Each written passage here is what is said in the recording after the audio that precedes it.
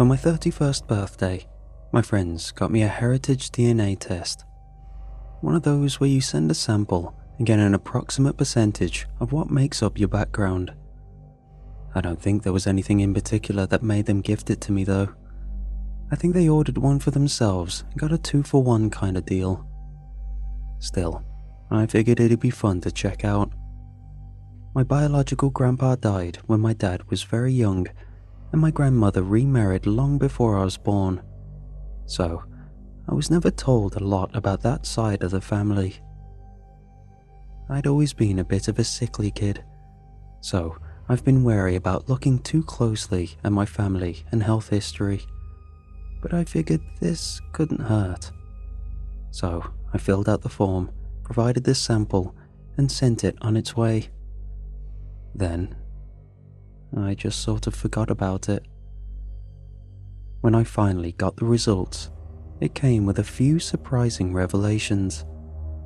While the majority of my heritage was entirely predictable, there was an 11% splash of something called Northern Scandinavian Blue Hill Tribe.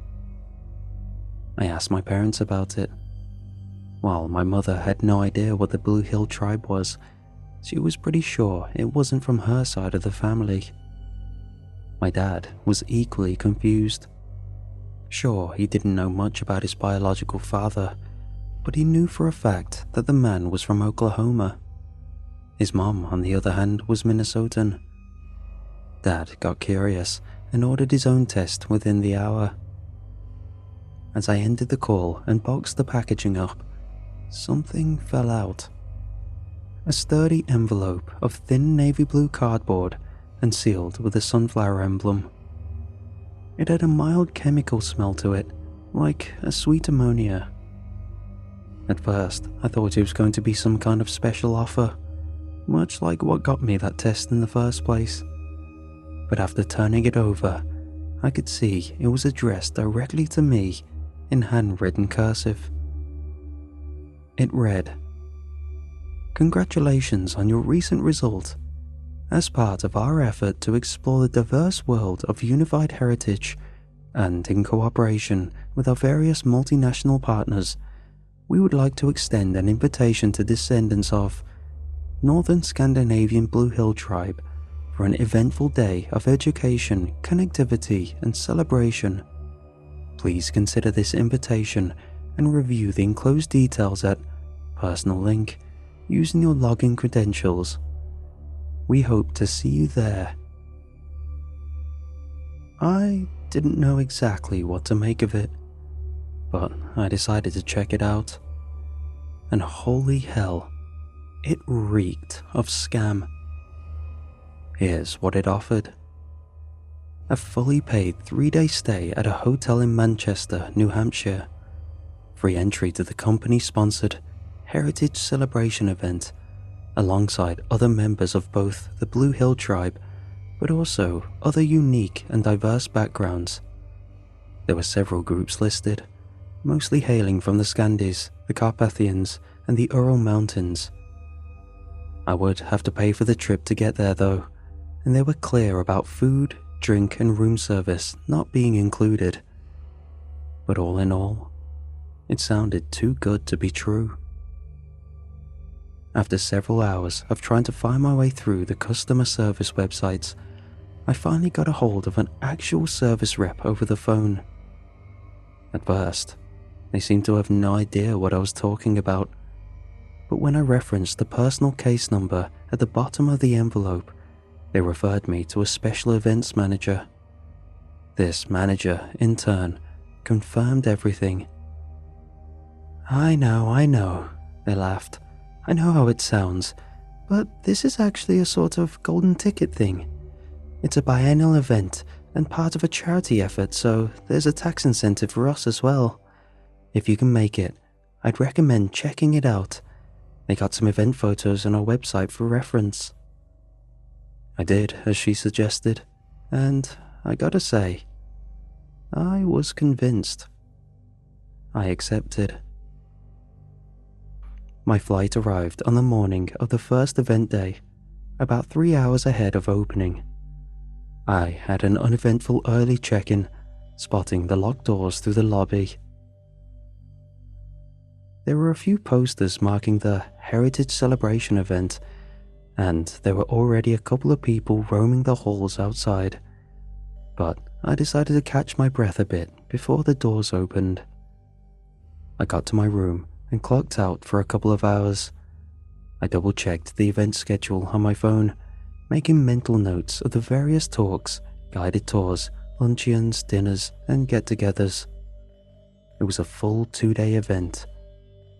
I was surprised at just how much there was to do, considering the event was intended for no more than a couple hundred people at most. Still, I couldn't complain.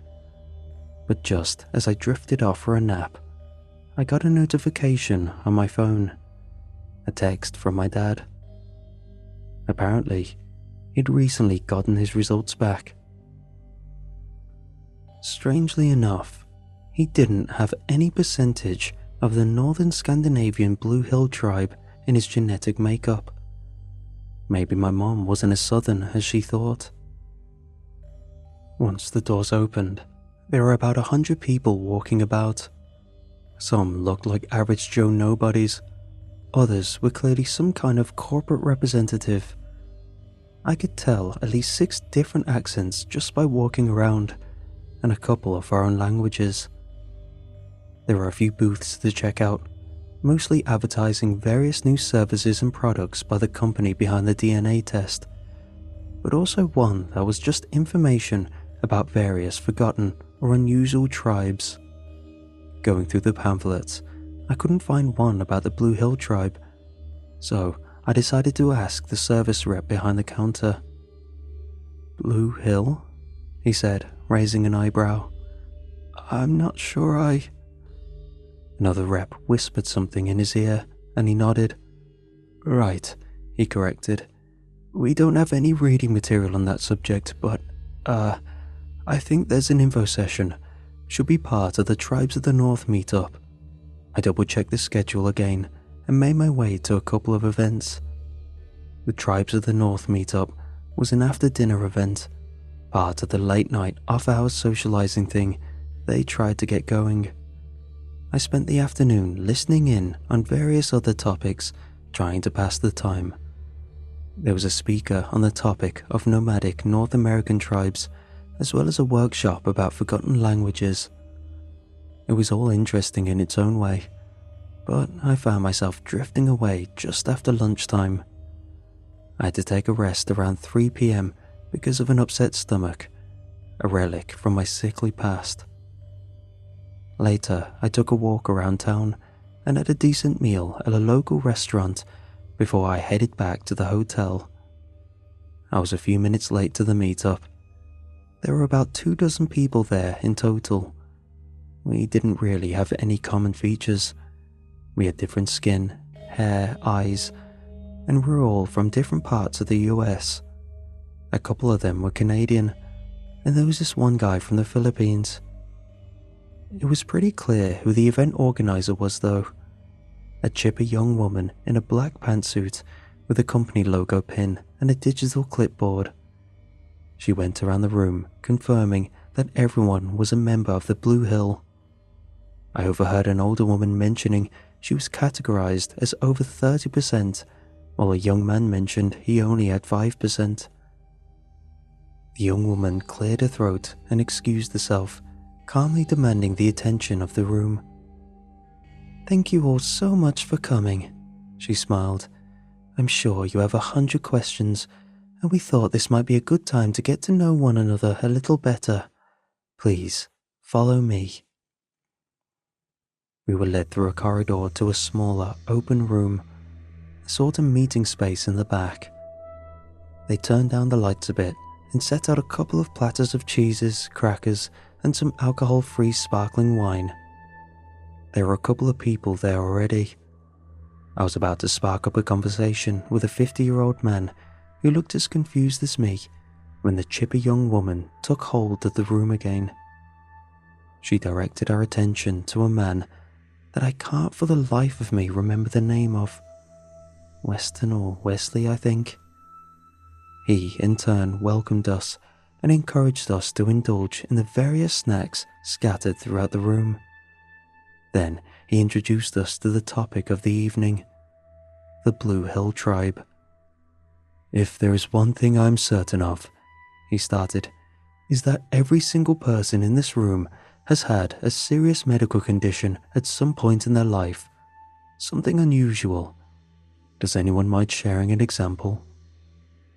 I didn't speak up about the severe ulcers I had as a kid and the partial transplant I had to get, but there were others who openly shared various issues: heart valve issues, cornea transplants, nerve damage. Everyone seemed to have something. The man just nodded, as if expecting this.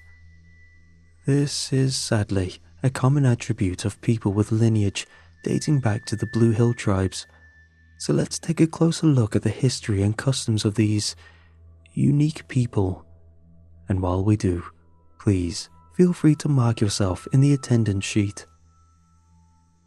He continued to speak of a group of people native to the northern Scandinavian mountain ranges.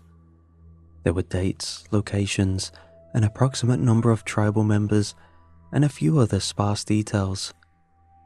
I marked the form while I waited, realizing pretty early on that what he was saying was suspiciously generic.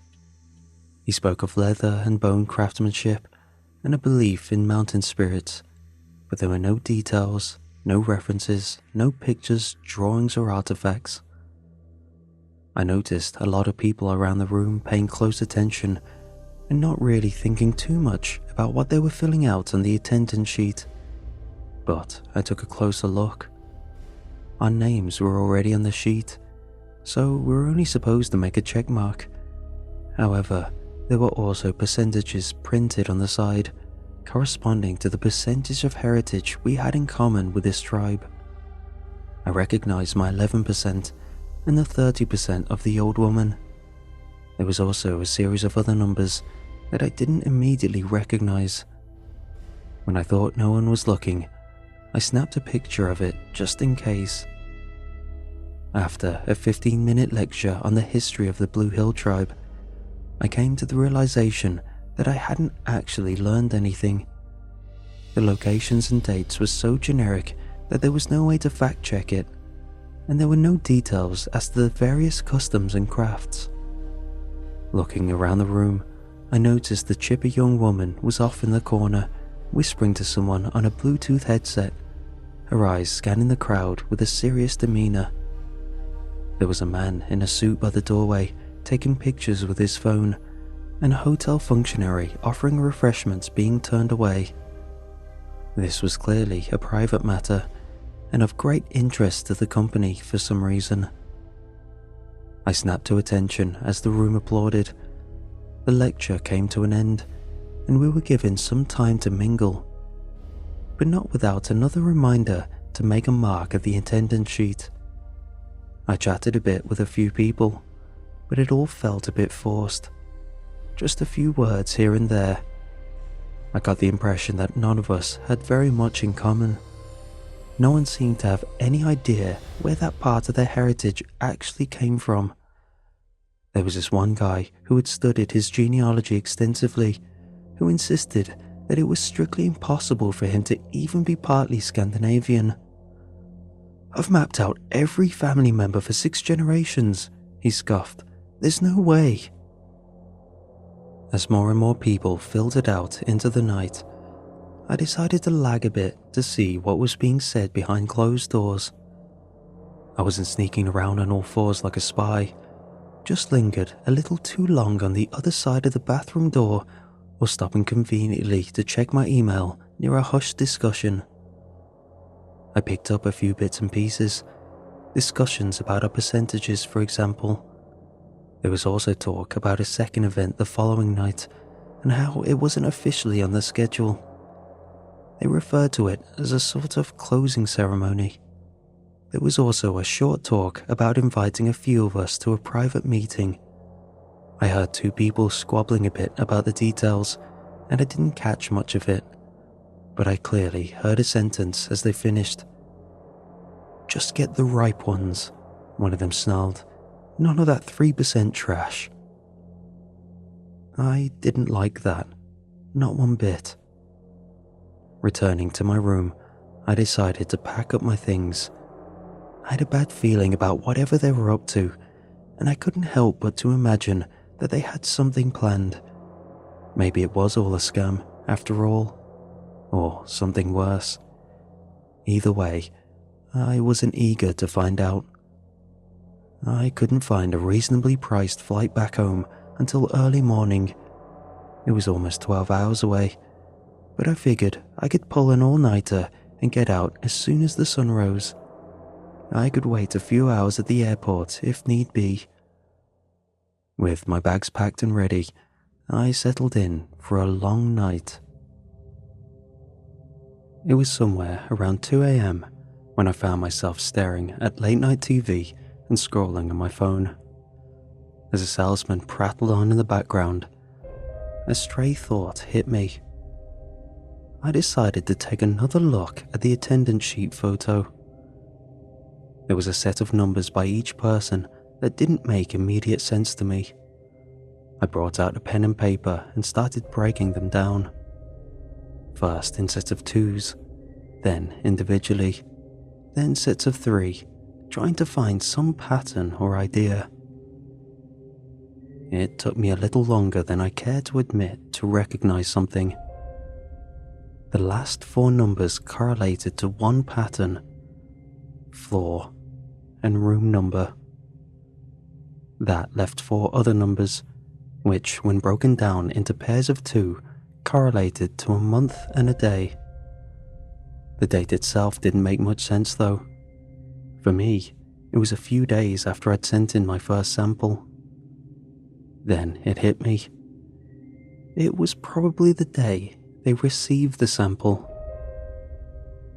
Taking a closer look at the percentages, I could see that everyone with a 9% heritage or lower was situated on lower floors, while those with 10% and higher all seemed to have the higher floors. Maybe there was a sort of unspoken threshold happening at 10% and up. Could that be what they referred to when they said to get the ripe ones? As I scrolled through various images from previously hosted charity events, I got a notification. My phone warned me that my camera app had unexpectedly closed. Strange, seeing how it wasn't open to begin with. A bad feeling settled in my stomach. I was on the hotel Wi-Fi. Could they be monitoring our activities? I considered the option that I was just being tired and paranoid. That might very well be the case. But on the other hand, I'd heard what I'd heard. It was stressing me out, further upsetting my already sensitive stomach. I could feel a tinge of pain and decided to go get some ice. Might sound like a stupid home remedy thing, but sucking on an ice cube has always helped me calm down. I followed the corridor, got myself some ice in a bucket, and returned to my room. As I was about to round the corner, I recognized a familiar sound. My hotel room door being closed and locked from the outside. Peeking around the corner, I noticed 2 people dressed in black disappearing down the hall, mumbling quietly to one another. Returning to my room, I couldn't help but to second-guess myself. Had the bathroom door always been open? Was the same channel on the TV playing? Had someone moved my bags? It was hard to tell. That's how I spent the night.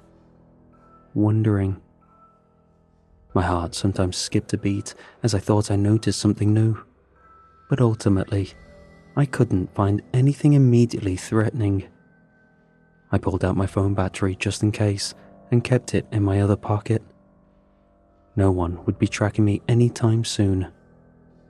I messed with my bed to make it look like I'd slept in it, even though I spent most of my time in the bathroom, ready to lock the door and call the police. I nodded off a few times, but eventually the sun broke the horizon, a few rays of sunshine slipping in through the frosted bathroom window. I got my bags and left. One nervous elevator ride later, I slapped down the hotel key on the reception and headed for the exit without elaborating. I accidentally made eye contact with the hotel security guard by the exit, who gave me a curious side eye. "Sir?" he asked. I stopped briefly and excused myself. He held up a hand. "Sir, may I speak to you?" he repeated. "I have an appointment," I smiled. "Sorry." "It won't take long," he smiled. "Right this way." Looking at the silver-colored revolving door that could get me out of there, I considered my options. I could make a break for it, or I could just see what this was all about. I decided to just talk to the man, banking hard on it not being anything serious. In hindsight, I should have gone for the door.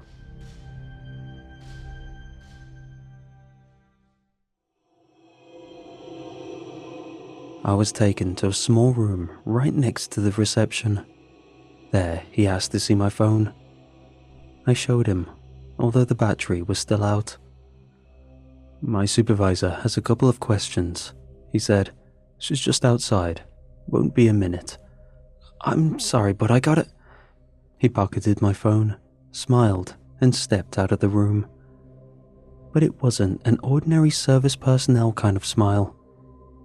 It was almost apologetic, like he knew he'd landed me in some kind of trouble. And through the door came the chipper young woman from the previous night. She wasn't as chipper this time. She didn't sit down, instead opting to stand on the opposite side of the room with her arms crossed. For a solid minute, she just stood there, considering what to say. Finally, she let out a sigh and took a step forward. I felt like a scorned schoolboy being dragged into the principal's office. "Are you leaving early?" she asked. "Would be a shame to miss the get-together tonight." "I'm thankful to have been part of this," I said, "but I really ought to get going." "Oh?" she feigned surprise. "Family emergency?" "That's private," I said. I could still hear the hotel personnel outside and figured she didn't want to make a scene. I leaned back in my chair, confident and quiet. She didn't take that too well. "I think it'd be best for you if you stayed a little longer," she continued. "I don't think I will. I don't think there's much to debate. I'm sorry, but you have no—" She slammed a fist on the table and stared me down, unblinking and furious. There was a slight tremble in her movement. There was no way those outside didn't hear us, and yet no one moved a muscle. Perhaps she was in more control than I'd anticipated. "I think you're going to stick around for a while," she snarled, "or we're going to have a problem. You won't have a problem with me." "No," I said, shaking my head. I don't." "Then you're going to shut the hell up and play along." I was dumbstruck. There was no ambiguity here. She was outright threatening me. I could barely understand why. Maybe she'd seen something on my phone while I was connected to the hotel Wi-Fi, or maybe they noticed me spying. Perhaps they saw me pondering the attendance sheet. I don't know. Either way, they weren't taking any chances. I didn't see that hotel security guard again. Instead, they put me in a room with a very quiet man in a suit. He didn't answer any questions. He wasn't much for small talk. All he did was stand outside the room, checking in on me as soon as I made a noise. I spent all day in that room. This small 10 by 14 room with little more than a couch, a coffee table, and the most generic-looking hotel painting I'd ever seen. Still, as calming as that room was, I was freaking the hell out. But there was nothing for me to do at that point. No harebrained schemes could make me magically phase through the wall. I was stuck there, and I sure as hell wouldn't fight that guy. Didn't take a detective to spot. He was armed. The stress made my stomach act up. I was allowed to use the bathroom, but they kept the stall door open. Then it was straight back to the room. I tried frantically to come up with some kind of plan, or figuring out some specific turn of the corridor where he wouldn't have a clear shot. But it was useless. There were long, wide open spaces and no harsh corners. But that was my mindset. I was still under the impression that there was something I could do. But in reality, I couldn't. Once that started to dawn on me, I realized how screwed I was. It was the emotional equivalent of sinking into a deep black ocean. It was late afternoon when the door opened. Having spent most of the day napping on the couch and anxiously wandering back and forth, I got on my feet like a soldier. One of the guards coaxed me outside. I could tell something was up. People were rushing past us, speaking into their earpieces. We moved in the opposite direction, but I caught a glimpse of a well-dressed group of people used as human shields for someone very important. I was quickly ushered along. I was taken through the hotel kitchen. They'd cleared out the staff. They took me to what looked like an abandoned old walk-in freezer. I was pushed inside and the door was closed. I don't know how those walk-in freezers are supposed to work, but this one locked from the outside. There were no lights and I could barely make out what was happening through the little windows. I didn't have to wait for long. Just minutes after I could hear other people entering the room, some curious, some angry, some crying. One by one, the guests from the previous night were ushered into the freezer, even the old woman. Well, not all the guests. Only those ripe enough. There were 9 of us in total. Some were mildly annoyed, others were confused. Finally, they dropped a guy who had been beaten straight onto the floor. He was clearly not okay, trying his best to breathe through his mouth. That set most of us off. Some banged on the door, others screamed at the top of their lungs. No one had a phone or a weapon. The panic rose and it spread like wildfire. Soon, I was right there with them, screaming for someone to let us out. I screamed, my voice hoarse, but no one came. We must have been in there for at least 40 to 45 minutes. Our protests died, and in the following silence, we heard someone enter the room. A single set of footsteps. They approached, and we all quieted down. I could see the vague outline of a man outside, but our breaths had fogged up the windows and the door. He had a black suit with a blue tie. He stood there with his hands in his pockets, watching us. I backed away from the door. The others did the same. No matter how bad the freezer was, there was something telling me that this guy was somehow worse. He was too calm, like this was all normal.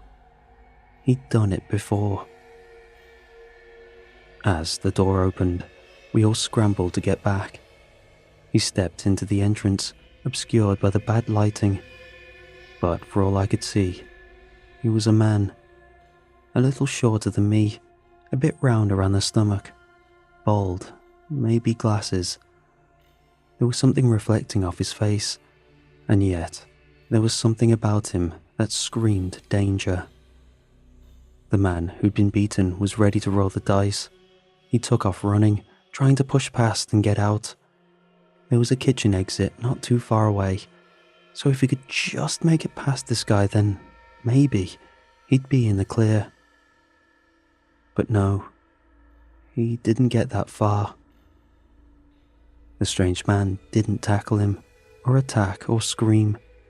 In fact, he didn't seem to react at all. But the runner, well, he stopped a few steps short of leaving the freezer. He clutched his throat, gasping for air. The man spoke in a raspy, matter-of-factly voice, as if counting the inventory on the supermarket shelf. Male, 38 years old, 6-year spread reaching a total of 18%, implant through esophagus surgery. And then there was this ungodly noise. The runner collapsed to his knees. He was trying to scream, but all that came out was a sort of guttural wheeze. It escaped him in waves, involuntarily, until we could see something poking out of his mouth, like the silhouette of a wet branch being pulled out. Finally, there was a snap as it fully dislodged and the freezer began to reek of blood. He stopped moving. The panic consumed us. I may read calm here in the aftermath, but in that moment, I was an animal. I was scratching on the damn walls, trying to get back. I didn't care if I was pushing people into the floor or stepping on someone's head. I was desperate. The strange man spoke again, but this time, his raspy voice seemed better, improved. Female, 29 years old, 4-year spread reaching a total of 14%, implant through spinal surgery. One by one, he counted us off. Male, female, 4 years, 5 years, 9, 8. Percentages going up and down. Lung cancer, cornea transplant, dialysis, screams and blood. One by one being pulled out of the crowd and then pulled apart. I'll never forget the sounds. Small bones sound like carrots when they snap. Bigger ones, it differs. The dripping noise as human spillage mixed on the floor. Drops of blood really do sound heavier than water. And with every victim, I could see something shift in our captor, straightening back, deeper breaths, like he was absorbing it all into himself, taking something back, harvesting. The 6th person on the chopping block was me. He read it all out loud. Male, he began, 31 years old, 24-year spread, reaching a total of 11%, implant through ulcer treatment. My stomach rumbled, moved, twitched, as if coming alive. It wanted to escape me, to break free. It strained against me.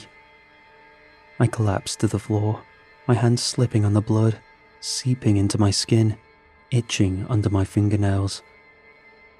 Then, I felt something move in my pocket. I almost dropped it. I still had my phone battery. I took it out and held it up to my mouth. I could bite down on it, drenching myself in acid, or God knows what. My stomach ceased moving, if only for a short reprieve. I looked up at my captor. See this? I said. It'll screw us both up, but you need it, right? You need me whole. There was no response. I could just see him tilting his head down at me. Yeah, if I destroy myself, you get nothing, right? That's it, isn't it? Huh? I placed it between my teeth, ready to bite down like a rabid dog on a juicy bone. He didn't move as I got up. We circled one another. He wasn't about to let me go. He wasn't looking at me in the eyes. He was staring intently at my stomach. He wanted to pull it out of me, to turn it into something else. Or maybe it was part of him all along, something coming home. No, he said. It ends. He reached out a hand for me, and I bit down without hesitation. To my surprise, there was just a little puff, but that was it.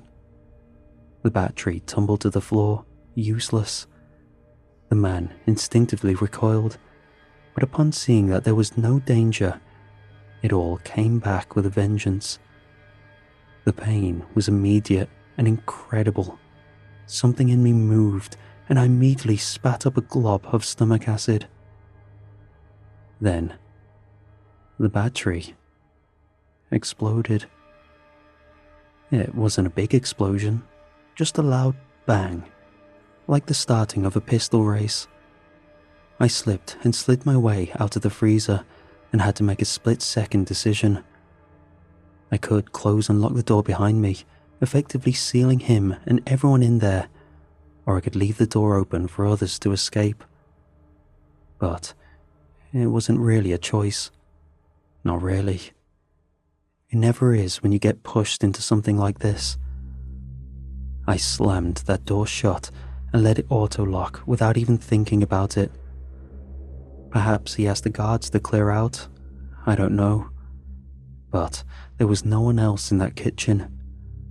I grabbed a knife from one of the counters, burst through the exit door, and disappeared into the night, my stomach stirring like a restless animal, but settling as I got further away. I can only regret what happened to those left behind. It still makes my spine itch. A police patrol found me wandering the streets about an hour or two later. I can't imagine it looked good. I was taking such small, shallow breaths, and I was still clutching the knife. Not to mention, I was covered in blood. They were convinced that I killed someone, but I surrendered willingly and eagerly. I tried to tell a coherent story, but they just didn't understand me. Probably didn't make much sense. A shower and a fresh set of clothes later, I explained my experience at the hotel to the best of my ability. Sadly, it didn't really do much. There were no records of the man I described ever visiting that hotel. As for the missing people, those I claimed had been murdered, they had checked out one by one at different hours of the day prior, according to the hotel records. They might be missing, but there was no indication of foul play. Yeah, I'm calling lies on that. So yeah, that was by far the worst time of my life. Looking back at it, it feels unreal, like it happened to someone else. But even now, I can still get little flashes of something that reminds me of that night, and it just pulls me right back. It never really leaves. Whoever that man was, he was important enough to get a whole company to cover for him. I'm sure not all of them knew why they were doing it, but they were complicit. I think we're looking at someone with a lot of resources and a lot of reach. I never got a name, and seeing how he seemed to change with every victim he consumed, I can't really tell what he looks like anymore, not even his age or height or weight. There are, surprisingly, some real records about a small tribe of people living from the Blue Hill in the Scandinavian mountain range. There isn't much out there about them, just a mention that they worshipped immortal mountain spirits. Others say they worship devils. It's a mixed bag. I don't know what to believe. I don't know what I saw, but I'm living with the knowledge that a part of me, something inside me, isn't my own. It moves with me, it lives with me, but at the snap of a finger from that thing, and it will rebel. It will fail me. And I'm just at, 11%? What happens when I reach 50 or 100? I decided to post this after getting a video ad that I could never have anticipated. It seems that this company is still in business, advertising their new generation of DNA tests. I'm sure some of you out there have seen it. 20 seconds, unskippable, smiling faces, distant family members being tied together by a CGI blue ribbon. I think they have some of those damn sunflowers in the background, still coloured that basic company blue. And seeing it like that, it made my stomach turn.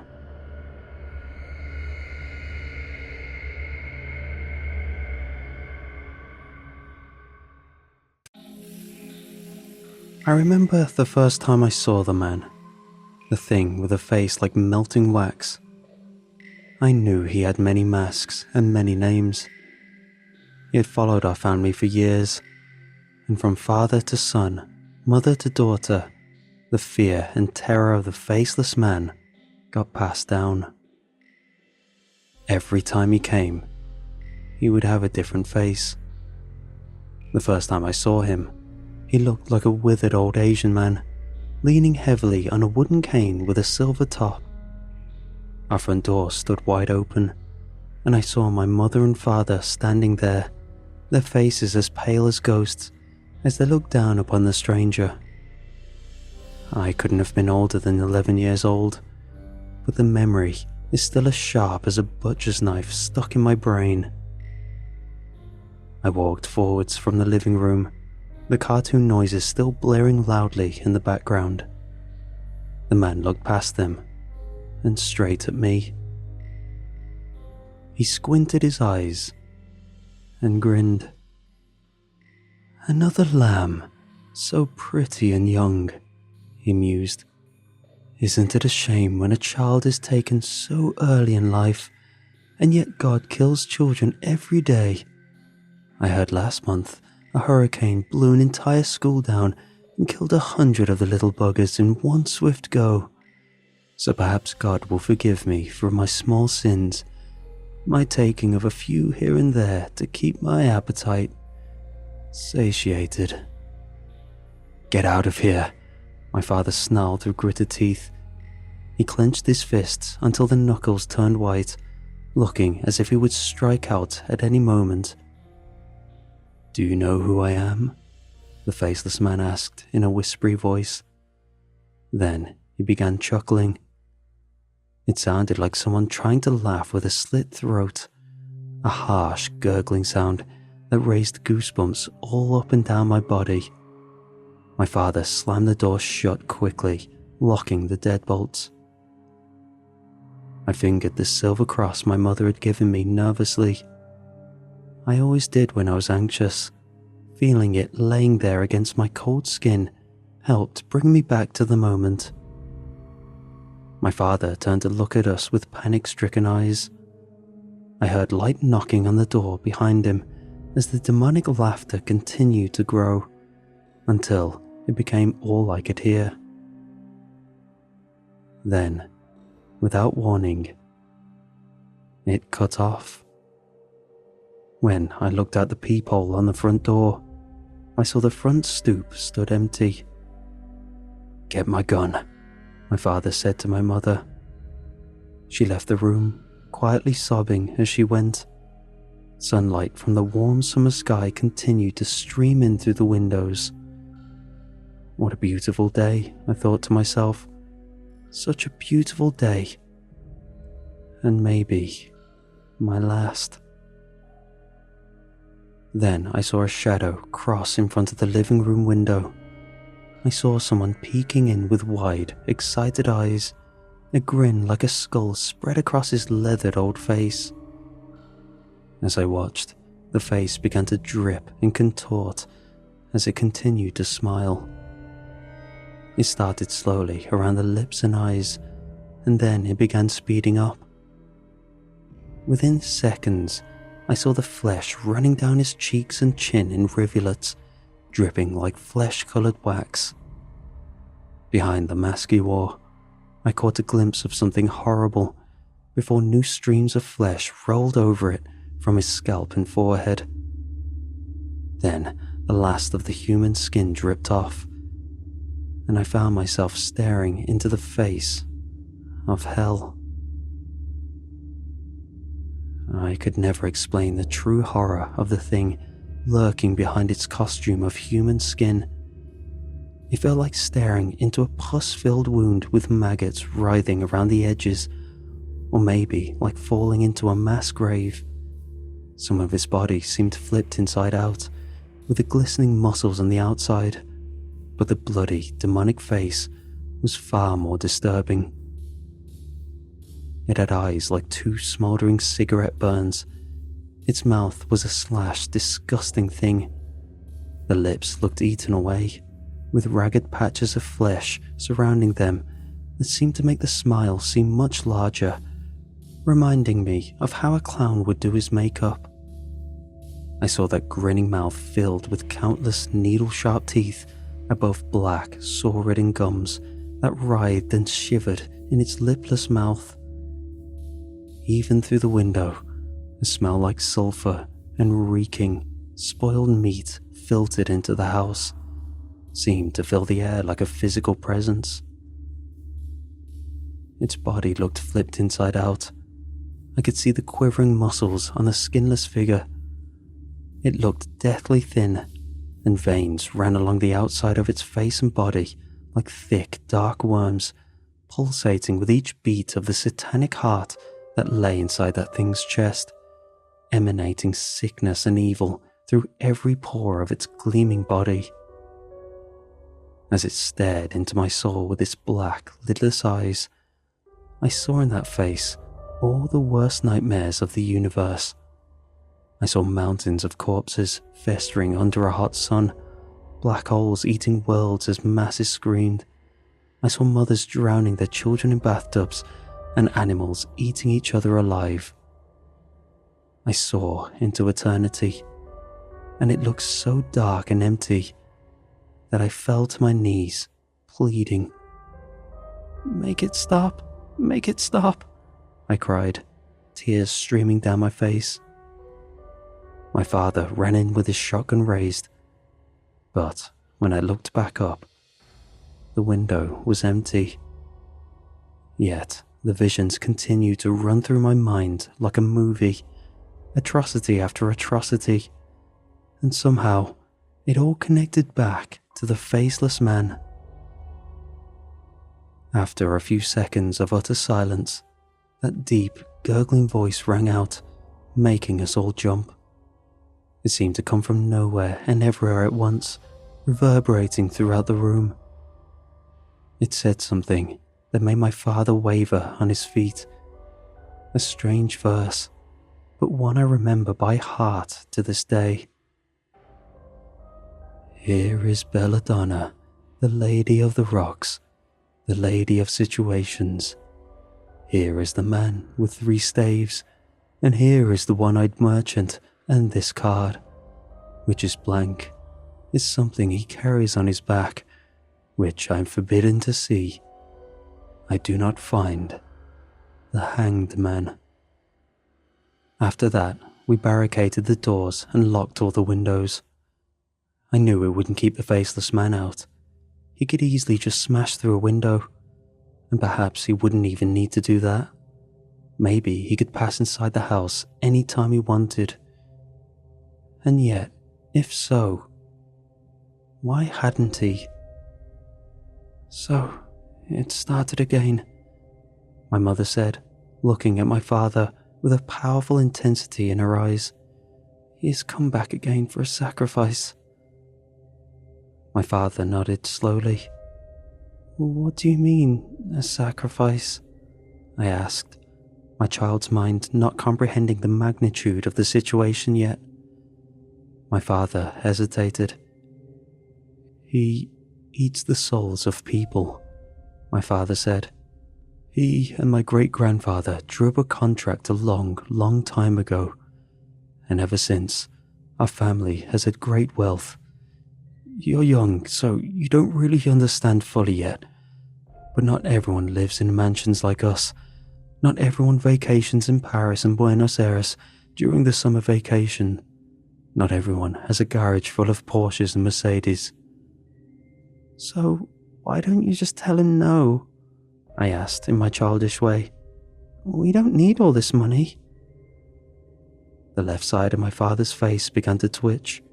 He stomped towards me, shouting as tears ran down his face. "I don't give a damn about the money," he cried. "The deal was drawn in blood and cursed from the first day. Do you think if I could get him to go away by giving him everything I own, I wouldn't? I would do it in a heartbeat. I would live in a goddamn trailer and eat instant noodles if I had to. But there's no escape."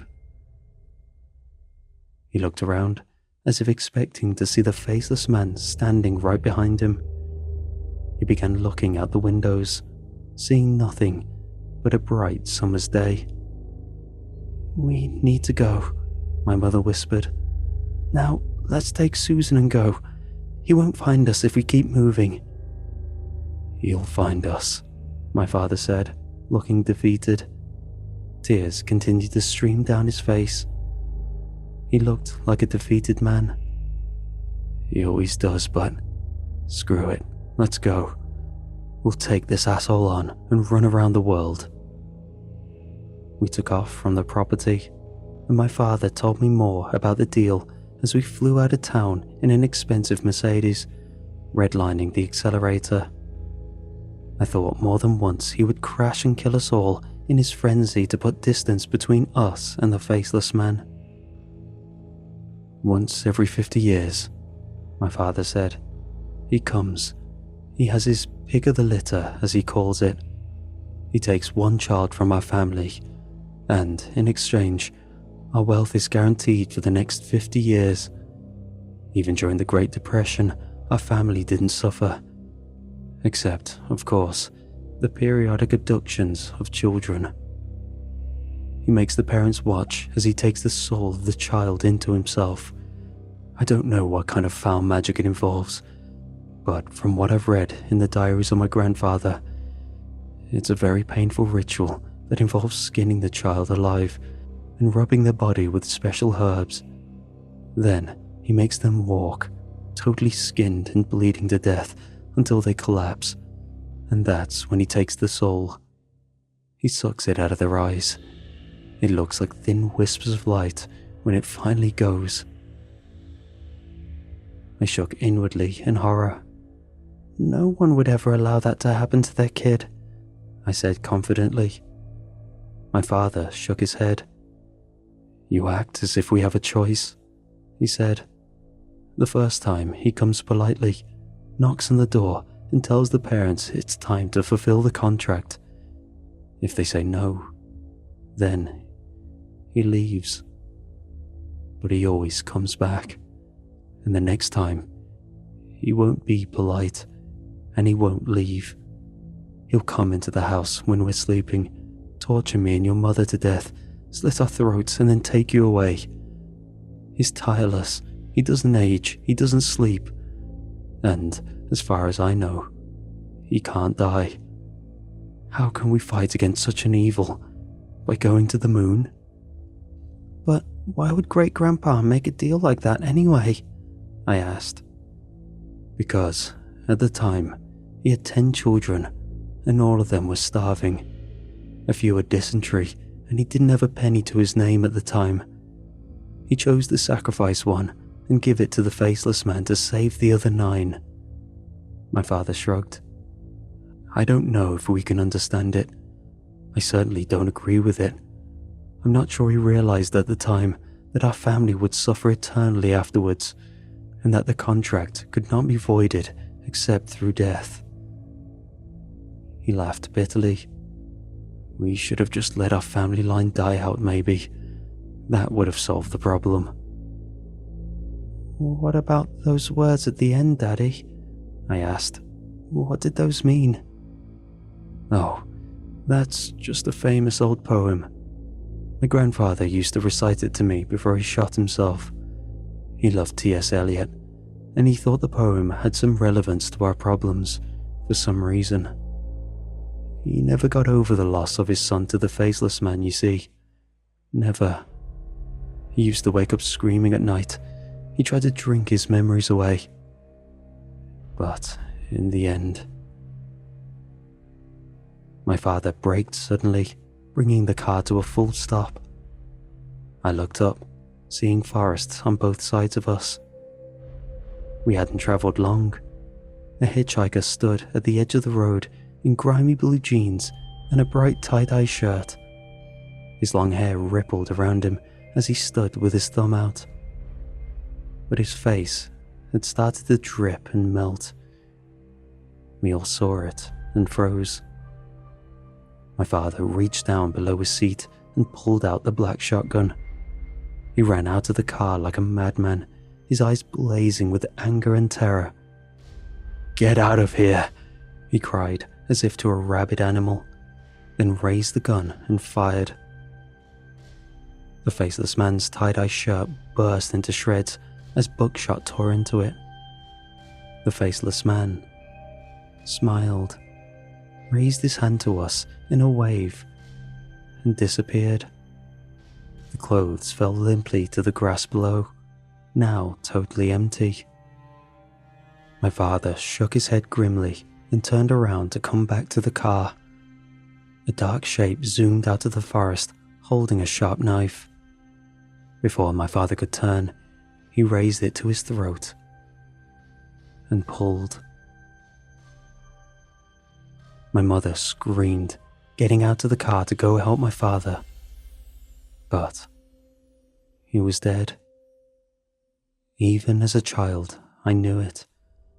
I could see the knife had practically severed his head from his body, except for the spine and a thin bit of flesh on the back.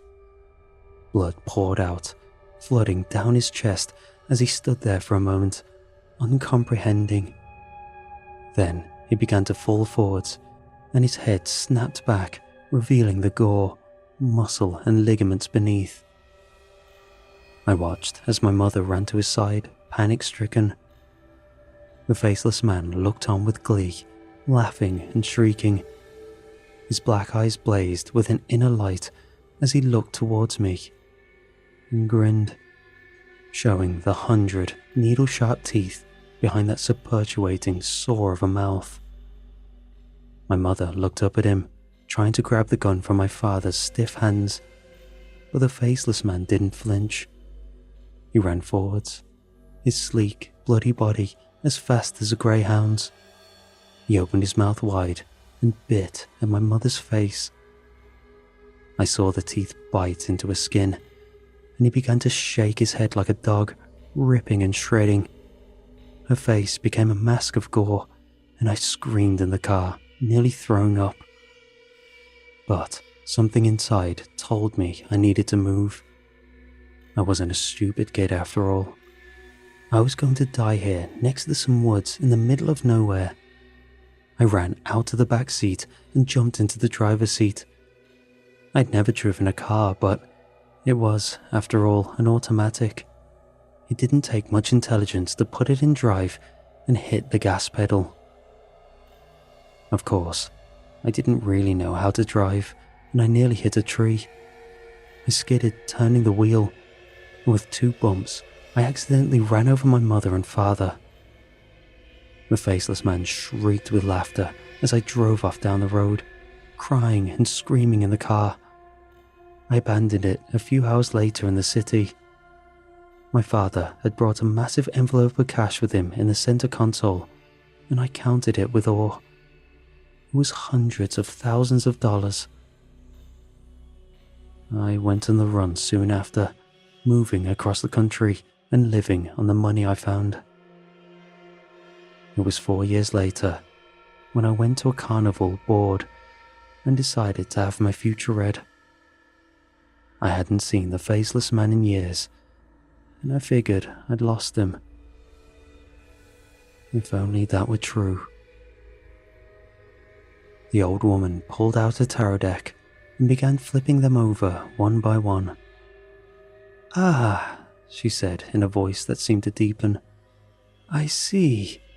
Here is the man with 3 staves, and here is the wheel, and here is the one-eyed merchant." I screamed, backing up quickly as the flesh began to drip from her face.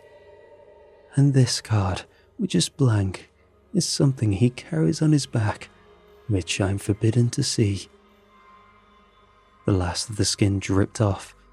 The grinning thing beneath rose from the chair, its sleek, bloody body and black holes of eyes regarding me with glee. "Ah, yes, I am forbidden to see, but I've seen it. And look what it's done to me, Susan. Look what it's done. Your mother and father rot in a shallow grave somewhere, picked clean by animals. And now it's just you and me, Susan. And we're alone. The card is blank, but it doesn't have to be. Come and see what it holds." He rose into the air, his bloody, skeletal feet dangling above the ground. "Come and see." I pulled the pistol I always carried out of its holster and began firing point blank into the demonic face and black heart of that thing. People began to scream all around me at the carnival. I turned to run out of the tent, but a cold hand gripped my shoulder. "Leaving so soon?" The soft voice whispered in my ear, laughing with a sound a drowning man might make. "Ah, but we haven't finished, Susan. Worthy is the Lamb, worthy is the—" Suddenly, the hand touched the silver cross my mother had given me as a small child, and it flinched away. I felt the grip loosen, and I ran without looking back. People had taken cover all over the carnival. Many had started to leave, and I saw agitated police and security trying to find out where the gunshots had come from. I immediately mixed into a large crowd and made my way towards the exit. But I constantly looked back, expecting to see a man with a melting face. Perhaps he would act like a police officer and pretend to arrest me before bringing me to some dark forest and starting the skinning process. I keep running now, but I always look over my shoulder. Because the faceless man doesn't age, and he doesn't sleep, and he never, ever stops looking.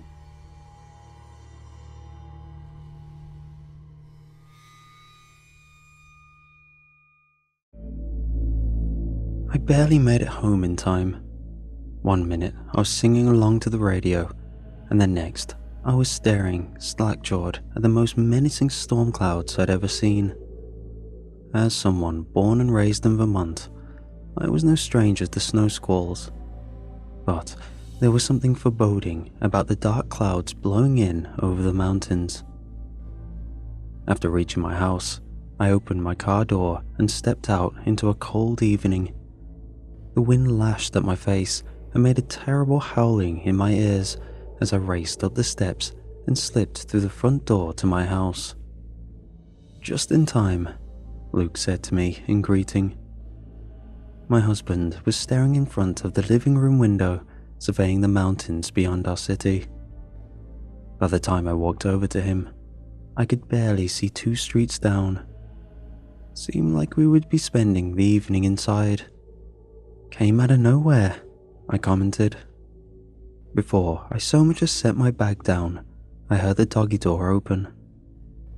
We didn't own any pets, but we often entertained visits from a neighborhood cat who Luke had called Rigatoni.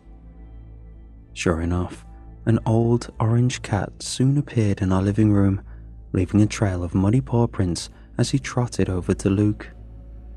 "Ah, the serial couch surfer returns. Too cold out there for you?" he asked the cat, currently rubbing her head against his shin, who meowed as if in affirmation. Tony wasn't terribly fond of most people, but Luke had a way with animals. He reached down to pet her, eliciting a melody of purrs from the contented cat. "Come on," he said, standing. "I'll fix you some dinner." "Thank God, I'm starving." "I wasn't talking to you," Luke said with a warm laugh, walking into the back of the house to fetch some cat food for Tony. Half an hour later, just as Luke and I had finally sat down to eat, we heard the doggy door open once again. I raised a brow at my husband. Tony was our only regular 4-legged visitor. I wondered who else could have let themselves inside our home. I didn't have to wonder for long. Seconds later, a border collie tore into the dining room, barking and whining with urgency. Luke and I rose sharply to our seats at the table, watching the dog as it came to a stop in the corner of the room. I realized, as the poor creature lowered its head and tucked its tail between its legs, that I recognized it. "Hey, that's Mrs. Johnson's dog," I said, rounding the table to check if the dog was hurt. Tucker? Yeah, I'm pretty sure. I see her walking him all the time. I crouched down next to Tucker and slowly reached out my arm. To my surprise, the usually sweet-tempered border collie pulls its lips back in a snarl, lunging forward slightly and snapping his teeth. It was a warning, not an attempt to hurt me, but I backed off all the same. Luke shot me a worried look. He's, usually more mild-mannered. I'll give her a call and let her know he's with us. Luke left the room to grab his phone while I studied Tucker from a safe distance, looking for signs of injury. His frantic barks had been replaced by occasional mournful whines. He was no longer racing around, seemingly content with his place in the corner, but his posture remained fearful and defensive. It was hard to tell with the way he was carrying, but I saw no visible wounds on him. "Do you have signal?" Luke shouted from another room. I took my phone out of my pocket to check, and to my surprise, I didn't. We had generally reliable coverage, and I couldn't remember the last time I'd lost cell service. I tried restarting my phone, walking around at different spots in the house and turning airplane mode on and off. Nada. Unfortunately, if it was affecting both of us, it was probably an issue with our service provider, meaning there was little we could do.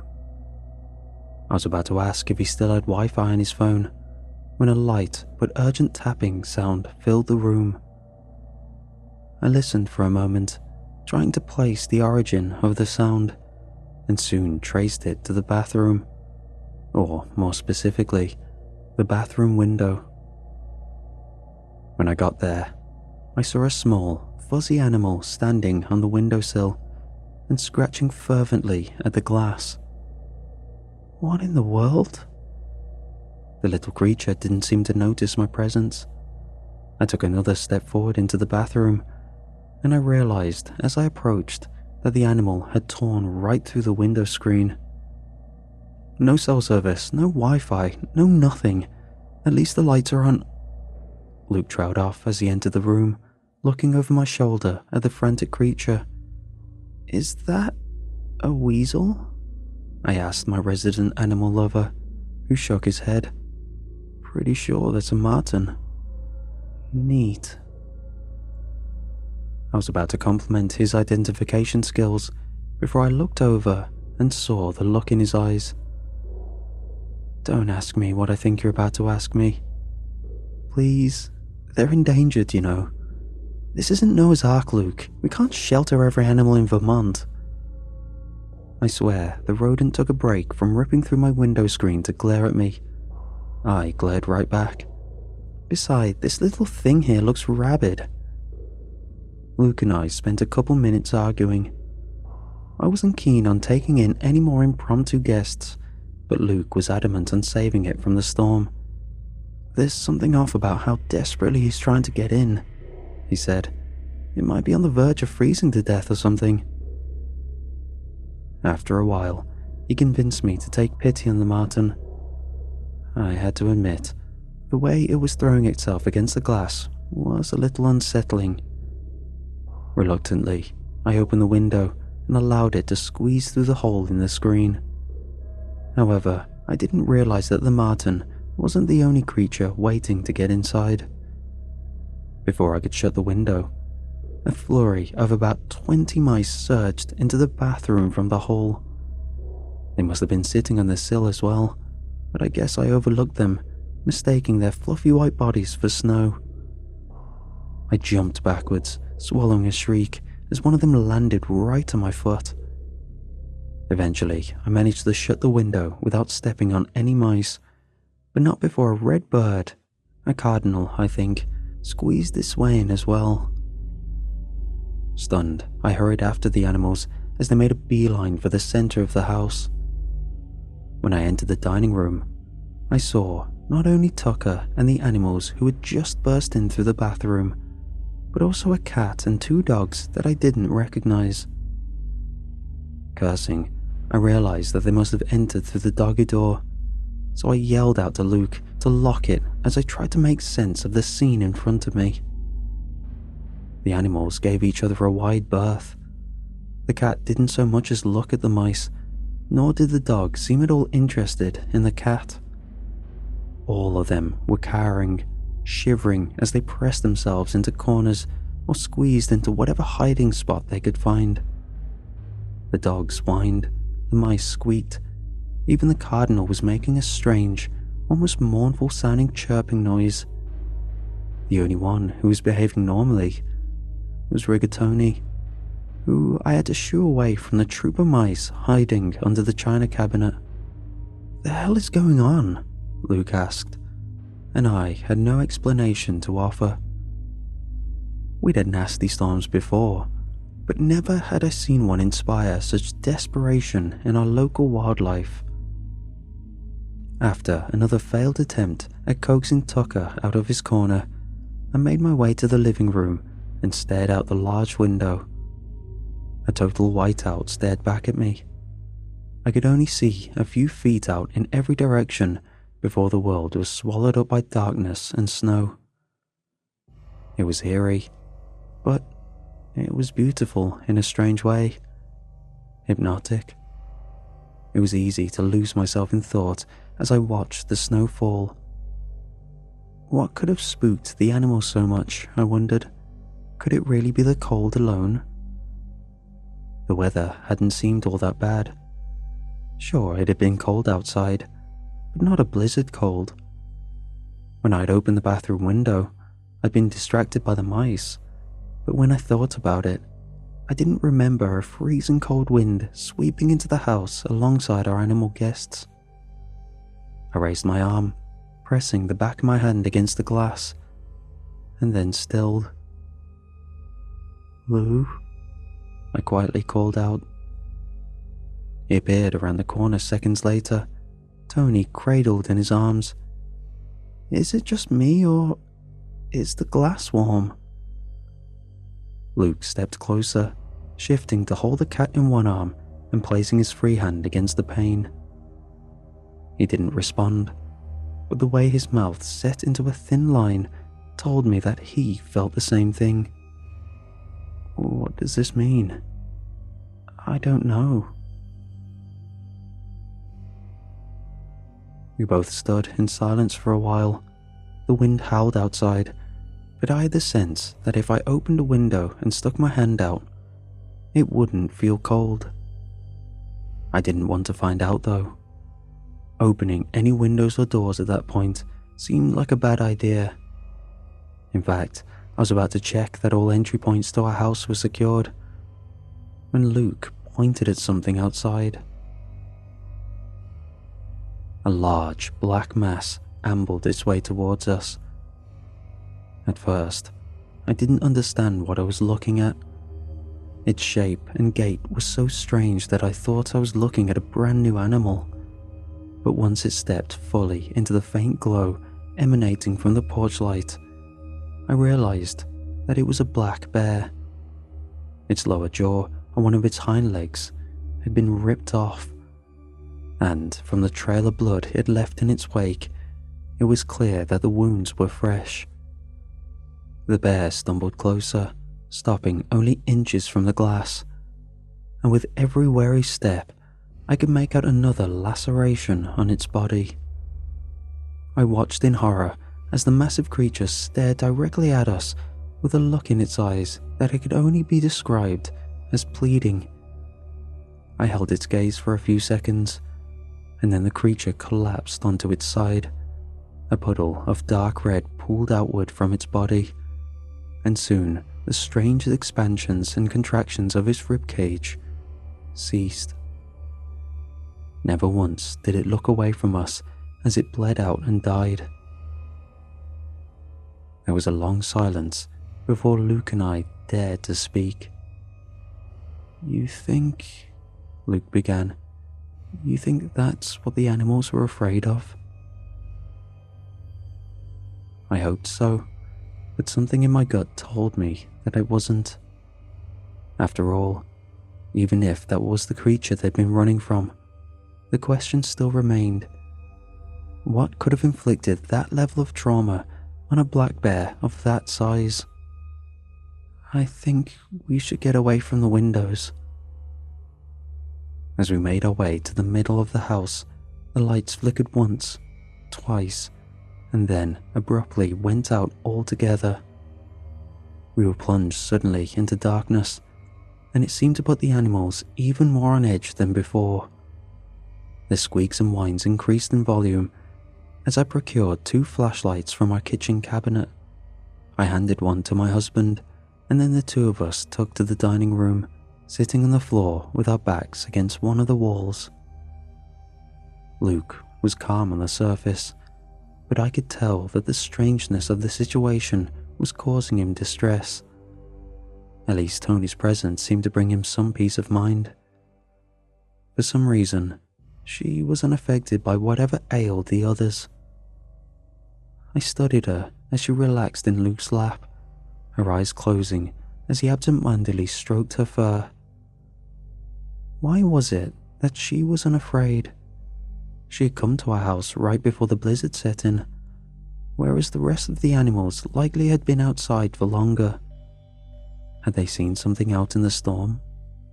If they had, could it have been the same thing that killed the bear? Hey, Luke's shaky voice broke through my thoughts. Do you hear that?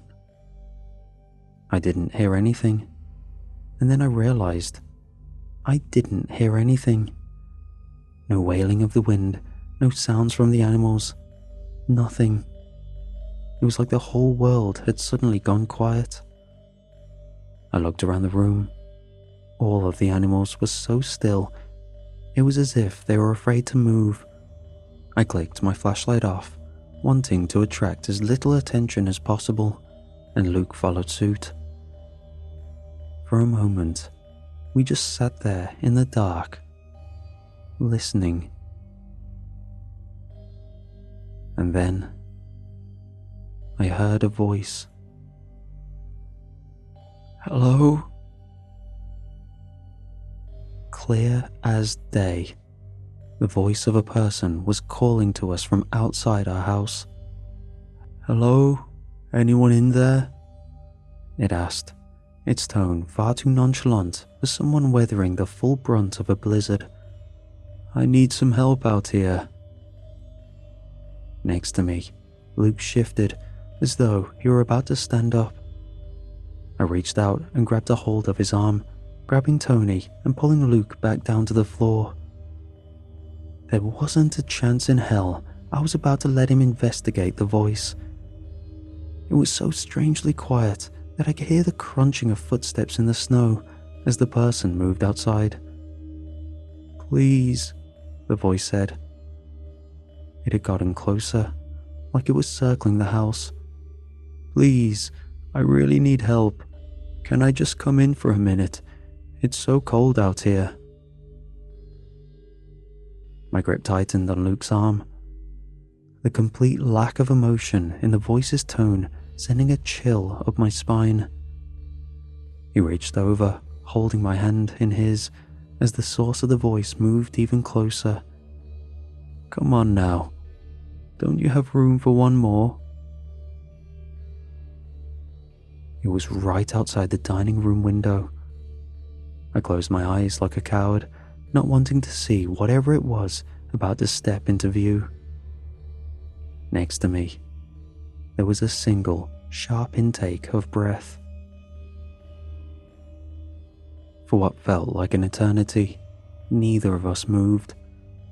And then there was a light chuckle from outside the window. There were more footsteps, but this time they were moving away from us, and they seemed to be taking the silence with them. The wind remembered itself, returning with a howling vengeance in the visitor's absence. Luke's hand had gone slack in mine, but I held onto it for a long time, sitting there with my eyes shut tight. It must have been an hour before I dared to open my eyes and breathe normally again. "Are you okay?"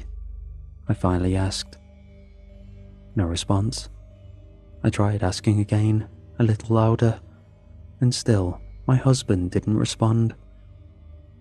"Luke?" When I clicked on the flashlight, I saw Luke staring at the window, his face twisted into an expression of horror I'd never seen before. His skin was pale, and his body was rigid as a corpse. And try as I did, I couldn't get him to respond to me in any way. His look of sheer terror never once changed, even as I carried him to the car and drove us as fast as I could to the hospital. The doctor said it was a stroke. Of course, I was incredulous that such a thing could happen to my fit, non-smoking 29-year-old husband, but no one could offer me a better explanation. For the next few days, I waited for a recovery that never came. Then the days turned into weeks, the weeks into months, and the months into years.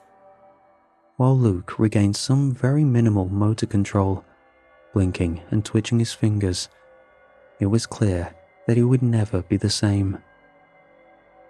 I became his full-time caretaker, spending my days attending to all of his needs and my nights praying that he would make a miraculous recovery. As of this evening, 5 years have passed since the storm. Old Rigatoni is still alive and kicking somehow, and her visits always seem to make Luke perk up just a little bit. She's sleeping on his chest as I tell this, taking care of him in her own way. I'm glad to have her around, but even though I try not to be superstitious, her presence always brings me back to the night of the blizzard. I think about Tucker, who ran away after the storm passed and was never seen again. I think about the marten and the mice and the bear, and the way all of them acted like they were fleeing from something terrible. I think about the look on Luke's face, and I can't help but wonder if they all saw the same thing. Maybe Luke saw something he wasn't meant to, something that his brain had destroyed itself trying to comprehend. I look at my husband, the love of my life, and can't help but mourn what was taken from me that night. If I had opened my eyes, if I had been brave enough to look, would I have met the same fate? "What did you see?" I ask him, like I have 1,000 times before. I never get an answer.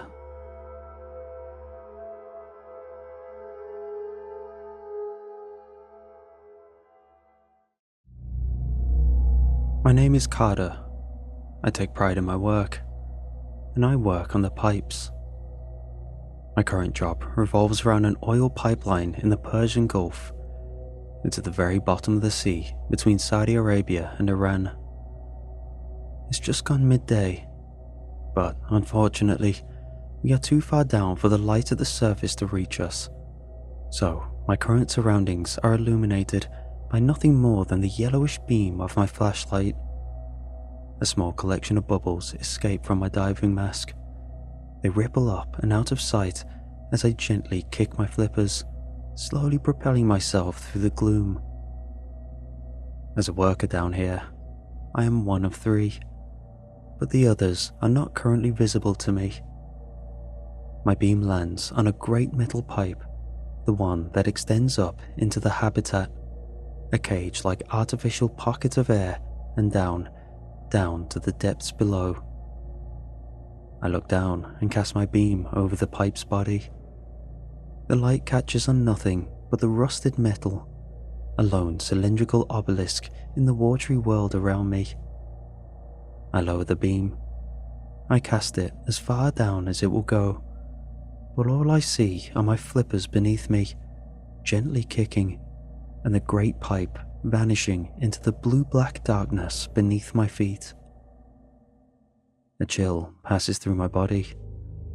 I hear the sound of my heartbeat in my ears. where this vertical pipe connects to its horizontal brother on the ocean floor, there is an enormous metal structure of sorts, one with the purpose of keeping a series of temporary installments attached to the pipe in place. I cannot see this monstrosity at present, but the simple act of knowing that far below lurks a monstrous metal skeleton waiting patiently beneath my feet. I shiver. They tell tales about this place, about the sea. Tales of malevolent spirits that play tricks on divers. Water jinn, they're called. These spirits show divers illusions and distortions to confuse them. They get them deliberately lost as a form of amusement, the tales say. And then, depending on the spirit's moods, they either get bored and let them go, or they devour them. Something glitters in the gloom in the corner of my eye, and I wheel around in the water, raising the beam of the flashlight, a gasp escaping into my mask. But the beam lands on nothing more than a school of tiny silver fish. They flitter by and pay me no mind, and I catch my breath. Idiot Kadar, I mutter to myself, my voice obscured by the mask, and I kick my way up through the water, following the pipe towards the habitat's air pocket. I see the waterline rippling above me. It draws closer and closer, and I catch sight of flashes of colour beyond. My comrades. Eventually, I break through the surface, popping off my mouthpiece and raising my mask, shaking my hair as I clamber up onto the little platform that surrounds us. A bench-like apparatus that goes all the way around the inside rim of the habitat. As I said before, I am one of three. My colleagues are called Amir and Ahmad, and they sit waiting for me, their legs dangling over the side, their flippers dipped in the water beneath. I let out a grunt and a sigh as I take a seat beside them, my own flippers half submerged in the water beneath. It seems almost paradoxical, this little space, a marvel of physics. We sit far below the surface of the sea in the small confines that the habitat provides, and yet we have air. The habitat is a metal box about 4 meters in width and 3 in height. The air in here is dank and stale, but it is, at the least, quite breathable. From the center of the water between us, the pipe extends up and into the stagnant air. The pipe is currently corked by an enormous rubber plug, one that we will need to deflate before our shift is over. Its purpose is to prevent the oil inside the pipe leaking out into the sea. Thanks to the habitat, we can safely remove it now, without risk of environmental damage. The pipe in question goes all the way down to the bottom of the sea in a straight line, and there it splits in two and travels horizontally across the sea floor. One end travels north, a few miles out of the Saudi Arabian coast, and the other travels south. It's just about wide enough for a man to squeeze down, should an emergency repair need taking place from the inside, but the diameter is not large. I wipe some of the salt water from my face as Amir connects a long, black cable to the depressurizer. The end of the cable leads down into the pipe and is connected to the rubber plug. "See any spirits down there today, Kadar?" Amir asks me as he fastens the seal on the cable. "The Jinn al-Bahar?" Ahmed chuckles, scratching his beard. His voice, as does Amir's, echoes around the somewhat claustrophobic confines of the habitat. I smile dryly. "No spirits, Amir. Just..." I think about the pipe, disappearing down into the darkness far below. I can't quite explain why it gives me the creeps. It just does. "Just what?" Amir asks. "Nothing," I finish. "What about you guys? Any spirits?" I turn to Ahmad. "Have you finally caught sight of Jinn al-Bahar?" I wave my hands and fingers mysteriously, teasing him. but Ahmed is undaunted. You mock Kadar, but this sea, this ancient sea, if we're going to see one, then it'll be here. He claps his hands together, and a small shower of water droplets splash down onto the water by our feet. The shimmering blue gateway to the sea below, the sea above, and the ocean all around. And I'll tell you what else, he continues, raising a finger. I did see something. Oh, here we go, Amir mutters, rolling his eyes. No, listen, Ahmed says hurriedly.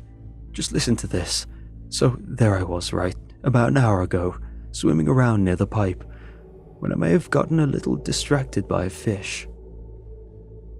Amir shakes his head, and we exchange a glance. You should have seen it, Amir.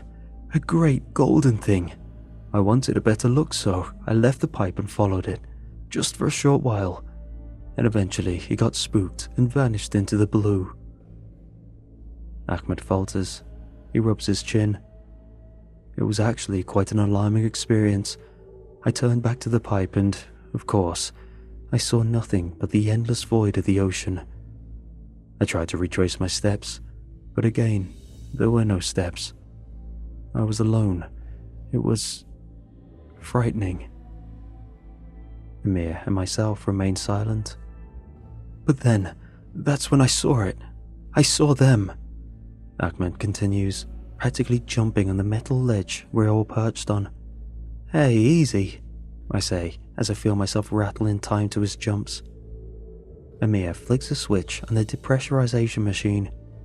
It starts to rumble.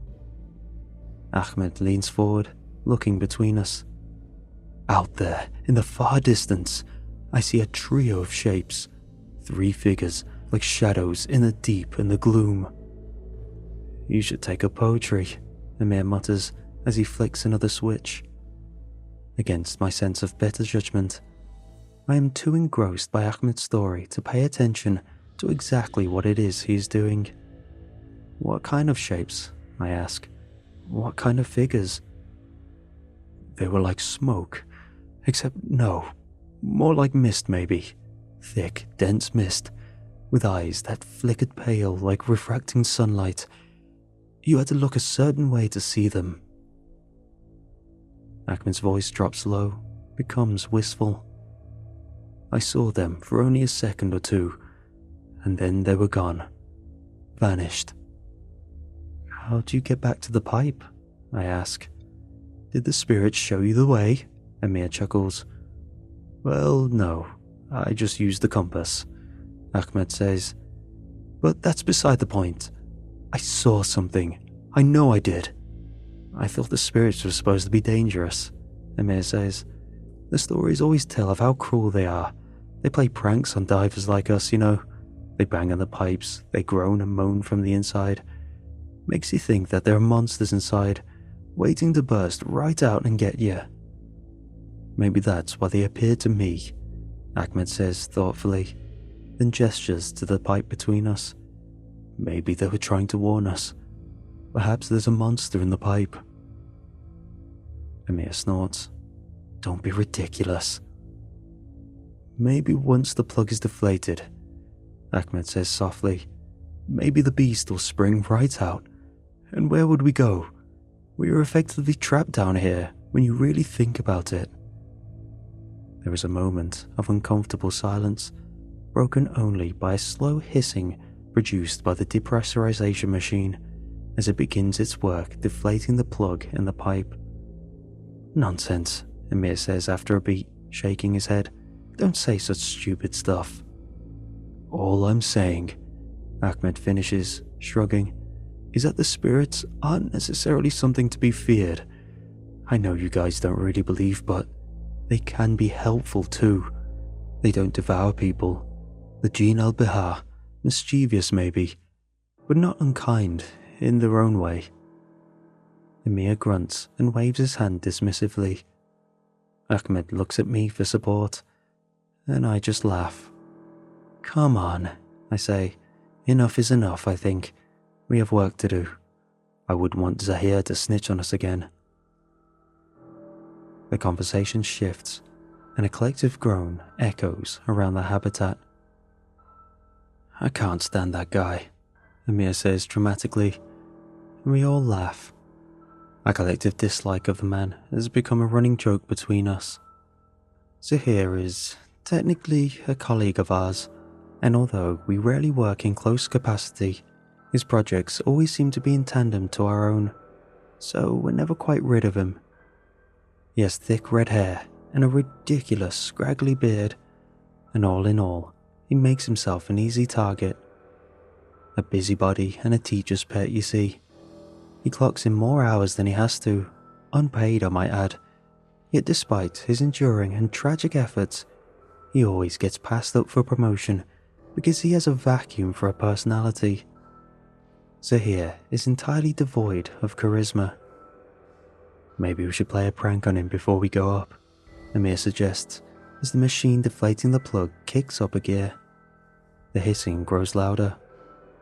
"What kind of prank?" Ahmed asks. "I don't know. We could head over to his site in Azrakwan, bang some pipes, make some noise, give him a little spook before his shift is over. Could be fun." "Wouldn't be worth it," I reply. "As much fun as that sounds, Azrakwan is 1.5 kilometers away. Do you really want to swim all that way for some childish prank? And besides, we never fool Zahir with that spirit nonsense. The man doesn't believe in anything. He's got no imagination." "True," Amir nods regretfully. He fiddles with the machine beside him and gives it a light slap. And it does its job. It finishes deflating the plug to a sufficient degree, freeing up a space around it and opening a way down into the pipe. What this was supposed to do was allow us to reach in, haul the deflated plug out, check for leaks, damage, and whether the plug needs a potential replacement. We should have been able to do this easily and safely, as the pipe at this time and on this day is supposed to be filled with oil. For whatever reason, however, the pipe is not. There is, as it turns out, significantly less oil inside than we were told, and as was believed. And so, what happens instead takes place over the course of a few terrible seconds, a true nightmare that I will never, ever be able to forget. The positive pressure inside the habitat, the little atmosphere keeping us alive, rushes instantaneously into the pipe and forces down the small amount of oil at a monstrous, inhuman speed. This motion creates what I can only describe as a blinding vortex. The air and the ocean are hauled up and around us like a sudden whirlwind of chaos and terror in the blink of an eye. My vision is lost to a brutal and immediate rush of darkness as my body is slammed into the habitat wall. I scream, but all that I could produce is froth and bubbles as my shoulder cracks on the edge of something metal. I do not know which way is up or down. The safety and sanctuary of the habitat is shattered. I can see nothing but shadow as water blasts into my nose and my mouth and eyes, and I am sucked instantly and brutally down into the pipe. I can feel its walls pressing against me on all sides as I am dragged cataclysmically between them. I am forced through the water and the oil head first at near breakneck speed. Blood rushes to my head as my arms and legs are smashed and battered against the metal. There is only terror, terror, and darkness. My head strikes against the metal as the pipe levels out, and the world behind my screwed shut eyelids flashes red, then white. A ringing echoes in my ears and competes with the thunderous rush of the water as I release an involuntary bellow of pain. Oil and seawater pour into my mouth, my lungs, and I swallow some and breathe in the rest, choking and drowning as I am dragged through the pipe along the seafloor. I'm going to die. This one singular thought plays over and over in my head. I'm going to die, and this is the end. The terror of my situation, for a quick, fleeting moment, is replaced by an eerie calm. The sounds of the rushing, hammering water do not lessen, but I find my altitude changed. It soothes me, and I think about a beach I visited as a young child with my family as I prepare to exhale my final breath. Except, instead of producing bubbles as I do so, I instead begin to choke and to splutter. I start to cough, spluttering, coughing, and I realize at once that this can only mean one thing. I have found air. I gasp and retch. I try to bring my hands up to my mouth, but they bang painfully against the inner wall of the pipe. My right wrist throbs angrily, sending shards of pain shooting up my arm. I think the entire hand may be broken. Air, I think to myself, and the vision of the beach is lost. The terror floods immediately back into my mind in the same manner as the water was hauled into the pipe. Most of my head is submerged in water. Though my eyes, nose and mouth are free, I can lift my head, then my ears are raised above the waterline, and I am able to hear, but the action presses on my forehead against the cold metal above me. I've stopped moving, and the reality of my situation sets in. I'm in the pipe. Oh no, I murmur aloud, retching as I cough up water and oil. Oh no, no, no, no, I scream. I slam my good fist against the metal, shouting for help. Please, I scream into the pitch-black darkness. Please, someone, Amir, Ahmed. Panic strikes. There is nowhere to go, nowhere to run, and no one to hear me. I can barely move. The water ebbs and sloshes around my face, and I gasp. My breathing becomes shallow and dangerous. You're not drowning, I have to keep telling myself. You're not drowning, you have some air, you can breathe, you can breathe. Calm yourself, Gadar. I try to raise my legs, and one of my flippers kicks against the roof of the pipe.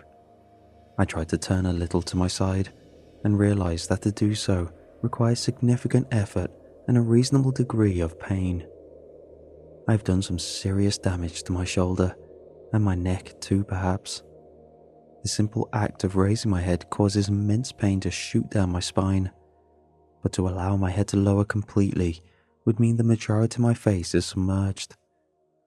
I force myself to slow my breathing. That's the priority. Nice, slow breathing. In and out.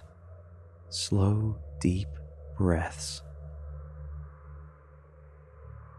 With grunts of pain and a hammering heart, I shuffle and twist as best I can, searching my person for my scuba equipment.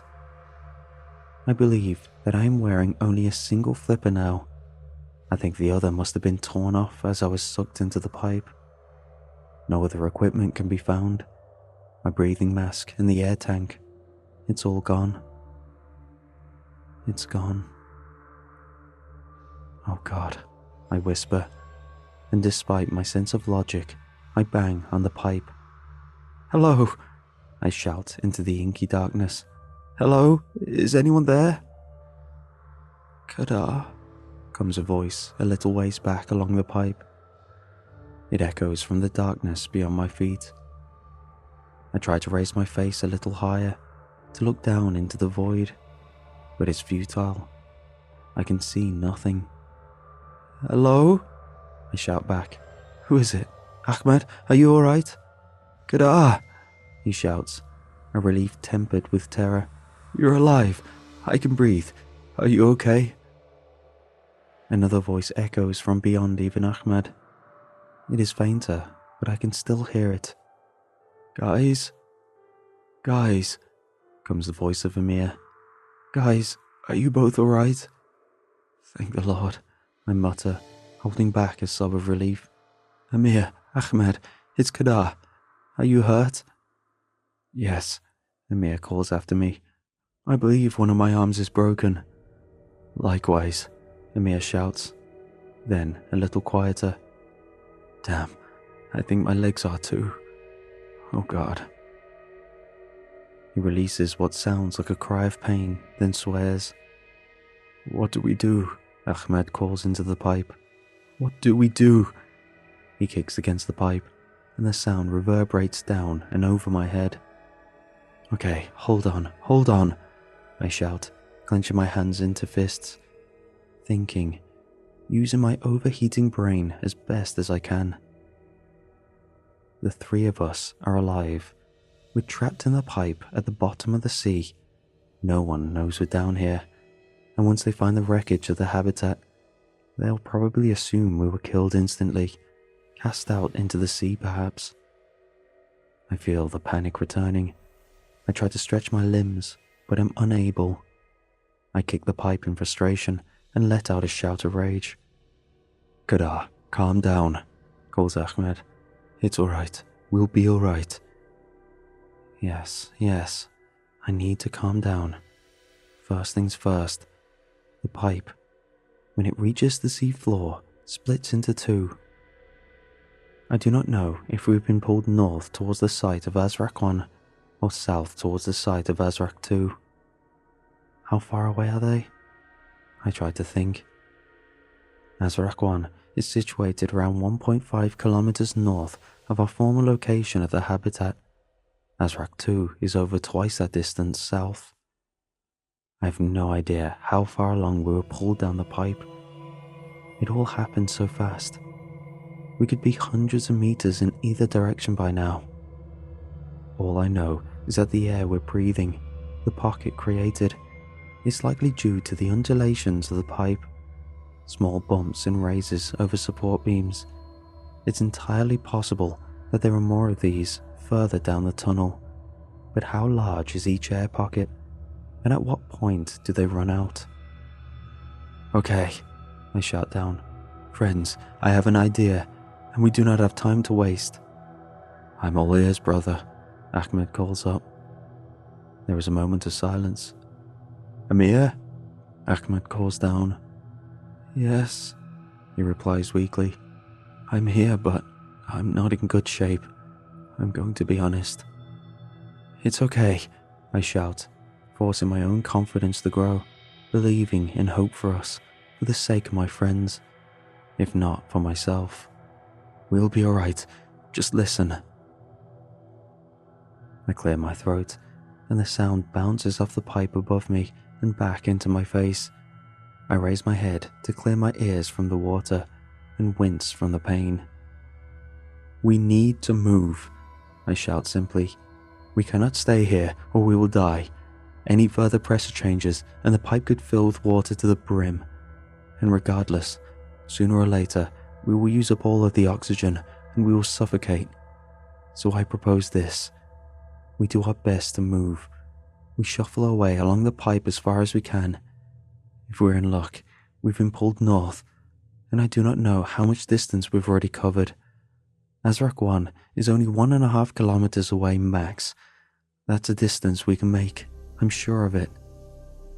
And if we've been pulled south, Amir calls. To this, I remain silent. The sound of something low and deep reverberates along the pipe. Then, shakily, Ahmed replies, Alright, Qadar, I'm with you. We'll do this. We crawl our way along the pipe, and we pray. Amir, I call down, what do you think? He coughs and groans. Qadar, he says, look, I can barely move. I can't do this. You can, Ahmed shouts down. You can. No, Ahmed. Amir groans again. Ahmed, my injuries are bad. I cannot move an inch. We can't leave you behind. Ahmed splutters, but Amir interrupts. Go, he says, and once you've escaped, you'll know where to find me. Just go, alright? You said yourselves, the clock is ticking, so go. I hesitate, then release a long, shuddering sigh. God save you, brother, I call down. We'll be back, I promise. We won't leave you. I know, he says, his voice distant and quiet. Damn, I mutter angrily, slamming my fist against the pipe. Ahmed, are you ready? There's a pause. Yes, he says. I'm right behind you, Kadar. Let's do this. And so, we begin our venture. Excruciatingly claustrophobic does not even begin to cover it. The knowledge that beyond these narrow confines is nothing more than the great weight of the ocean does not fill me with bravery. Every inch that we travel requires an exertion.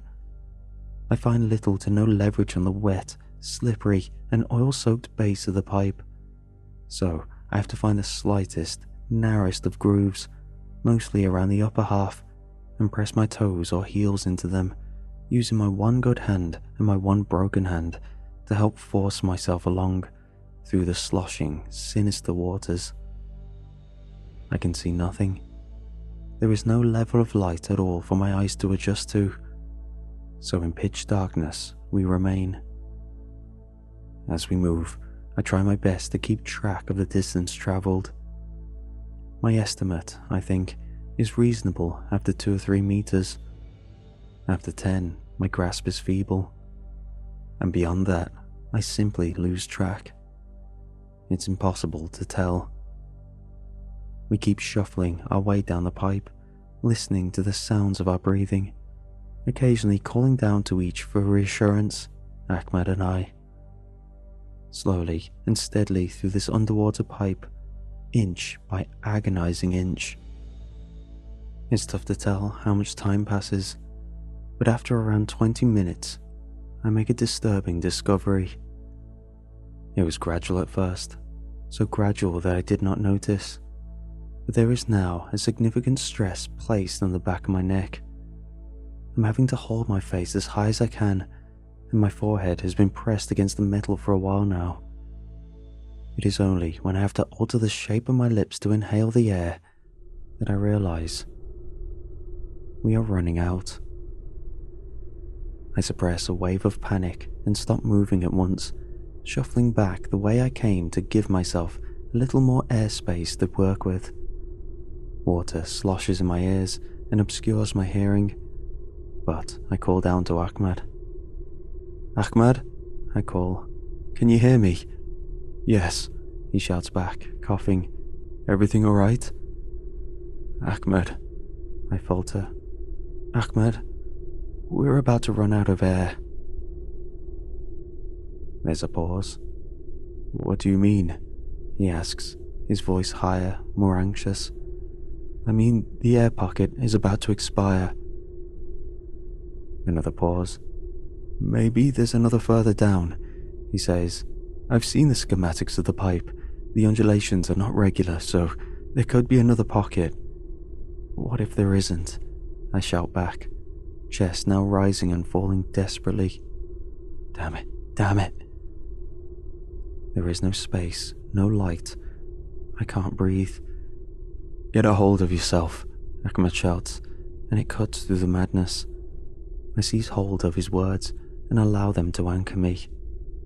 We can do this, brother. I take a deep breath. All right, I say. All right, here's what I'm gonna do. I'm gonna move as fast as I can along the pipe. I'll hold my breath and I'll search for an air pocket. Regardless of whether I do or don't, I'll be back to let you know.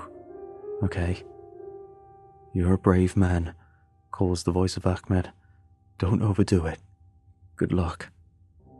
Okay, I say, heart pounding.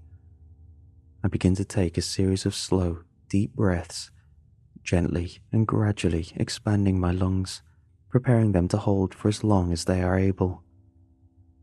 The sound is cold and eerie in the darkness. Steady, deep breaths. My chest rises and falls. I shuffle back along the pipe, my face pressed against the pipe, the air metallic and oily and grim. I can't hear anything now. The water comes all the way up to the sides of my lips. Shaking, I press my hand against the side, doing my best to ignore the pain shooting through my right hand wrist. Here we go, Kadar. I take my final breath in, my lungs fill to their maximum capacity, and I brace myself against the pipe, using my hands and feet to push myself further along. The air is lost, and I am completely submerged beneath the water. It forms a constant, steady, roaring rumble in my ears. I use anything that I can to increase the distance I am able to move. My elbows, knees, heels, shoulders. I use all of them to search for leverage. Inch by inch, faster than before, I force myself through the pipe. My heart pounds. The beat is loud, so loud. My chest trembles, but I keep moving as far as I can, inch by inch, inch by inch. Don't panic. If I don't find air, then there's really nothing for us. We'll suffocate or drown, or worse, in the belly of the pipe, and we may never be discovered. I have to keep moving, inch by inch. My hands reach a particularly oily section of the pipe, and instead of pressing against the sides, they slip right off. In a blink, my momentum is lost, and I fumble and splutter in terror as I realize that my means of propulsion has now failed me. No, I think with flashes of terrible urgency. No. Bubbles unseen escape from my lips as I writhe in the darkness, suffocating in the cold embrace of the rusted beast. Please, I beg, sending up prayers to a god I have neglected, desperately searching for a workable surface. My foot finds a subtle groove, and I'm able to push myself another inch. And from there, I'm able to move another. My journey continues, but I'm rewarded with no relief. Because soon, I will need to breathe in. My lungs have already begun to ache, and if I don't find another pocket of air, then I'll have to return through the pipe, back the way I came, back past the slippery, oily walls. What if I get stuck on my way back? What if I don't make it back in time? How the hell was this allowed to happen? I am overcome with a sudden burst of rage, and bubbles spill through my clenched teeth as I force myself deeper and deeper through the water, as hastily as I am able. My lungs start to burn.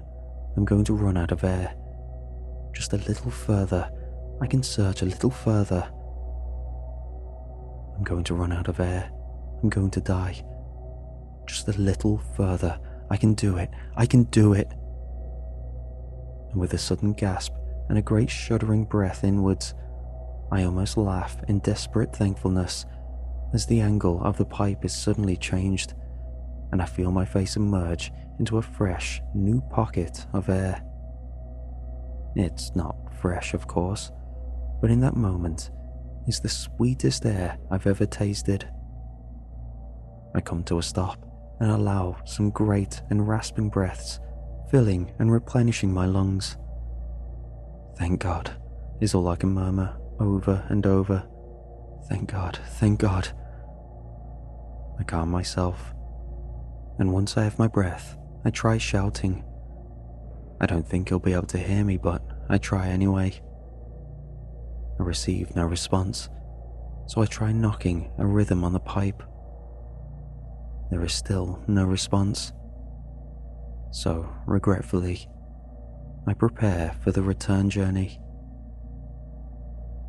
I'm scared, of course, but I now know it can be done, that there is air waiting safely for me on the other side.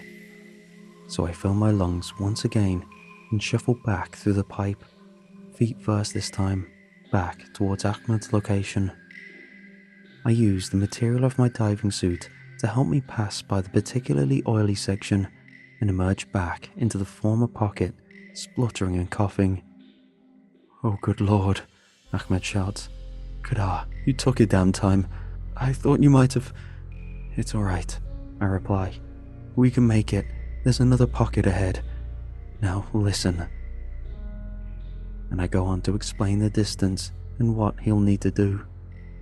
Then finally, for the third and hopefully final time, we force ourselves through the watery darkness, back beneath and through the pipe, with the promise of the next air pocket, our guiding light. Inch by inch, as fast as I can, praying that Ahmed is able to keep up. And then, as before, my face emerges welcomingly into the new air pocket, but I continue moving along to allow space for Ahmed. The seconds pass, and it's just as I'm beginning to fret that I hear his coughing, the sound of great lungfuls of swallowed air as he breathes in. Yes, I shout, banging my good fist on the pipe. We did it, brother. Yes, he splutters. Yes, we did. Then he releases what sounds like a laugh, and it fills my heart with hope. Come on, I shout to him. Let's keep going. And so we do, on our journey through the pipe, inch by inch, as the hours pass by, the timeless hours in the perpetual, watery darkness.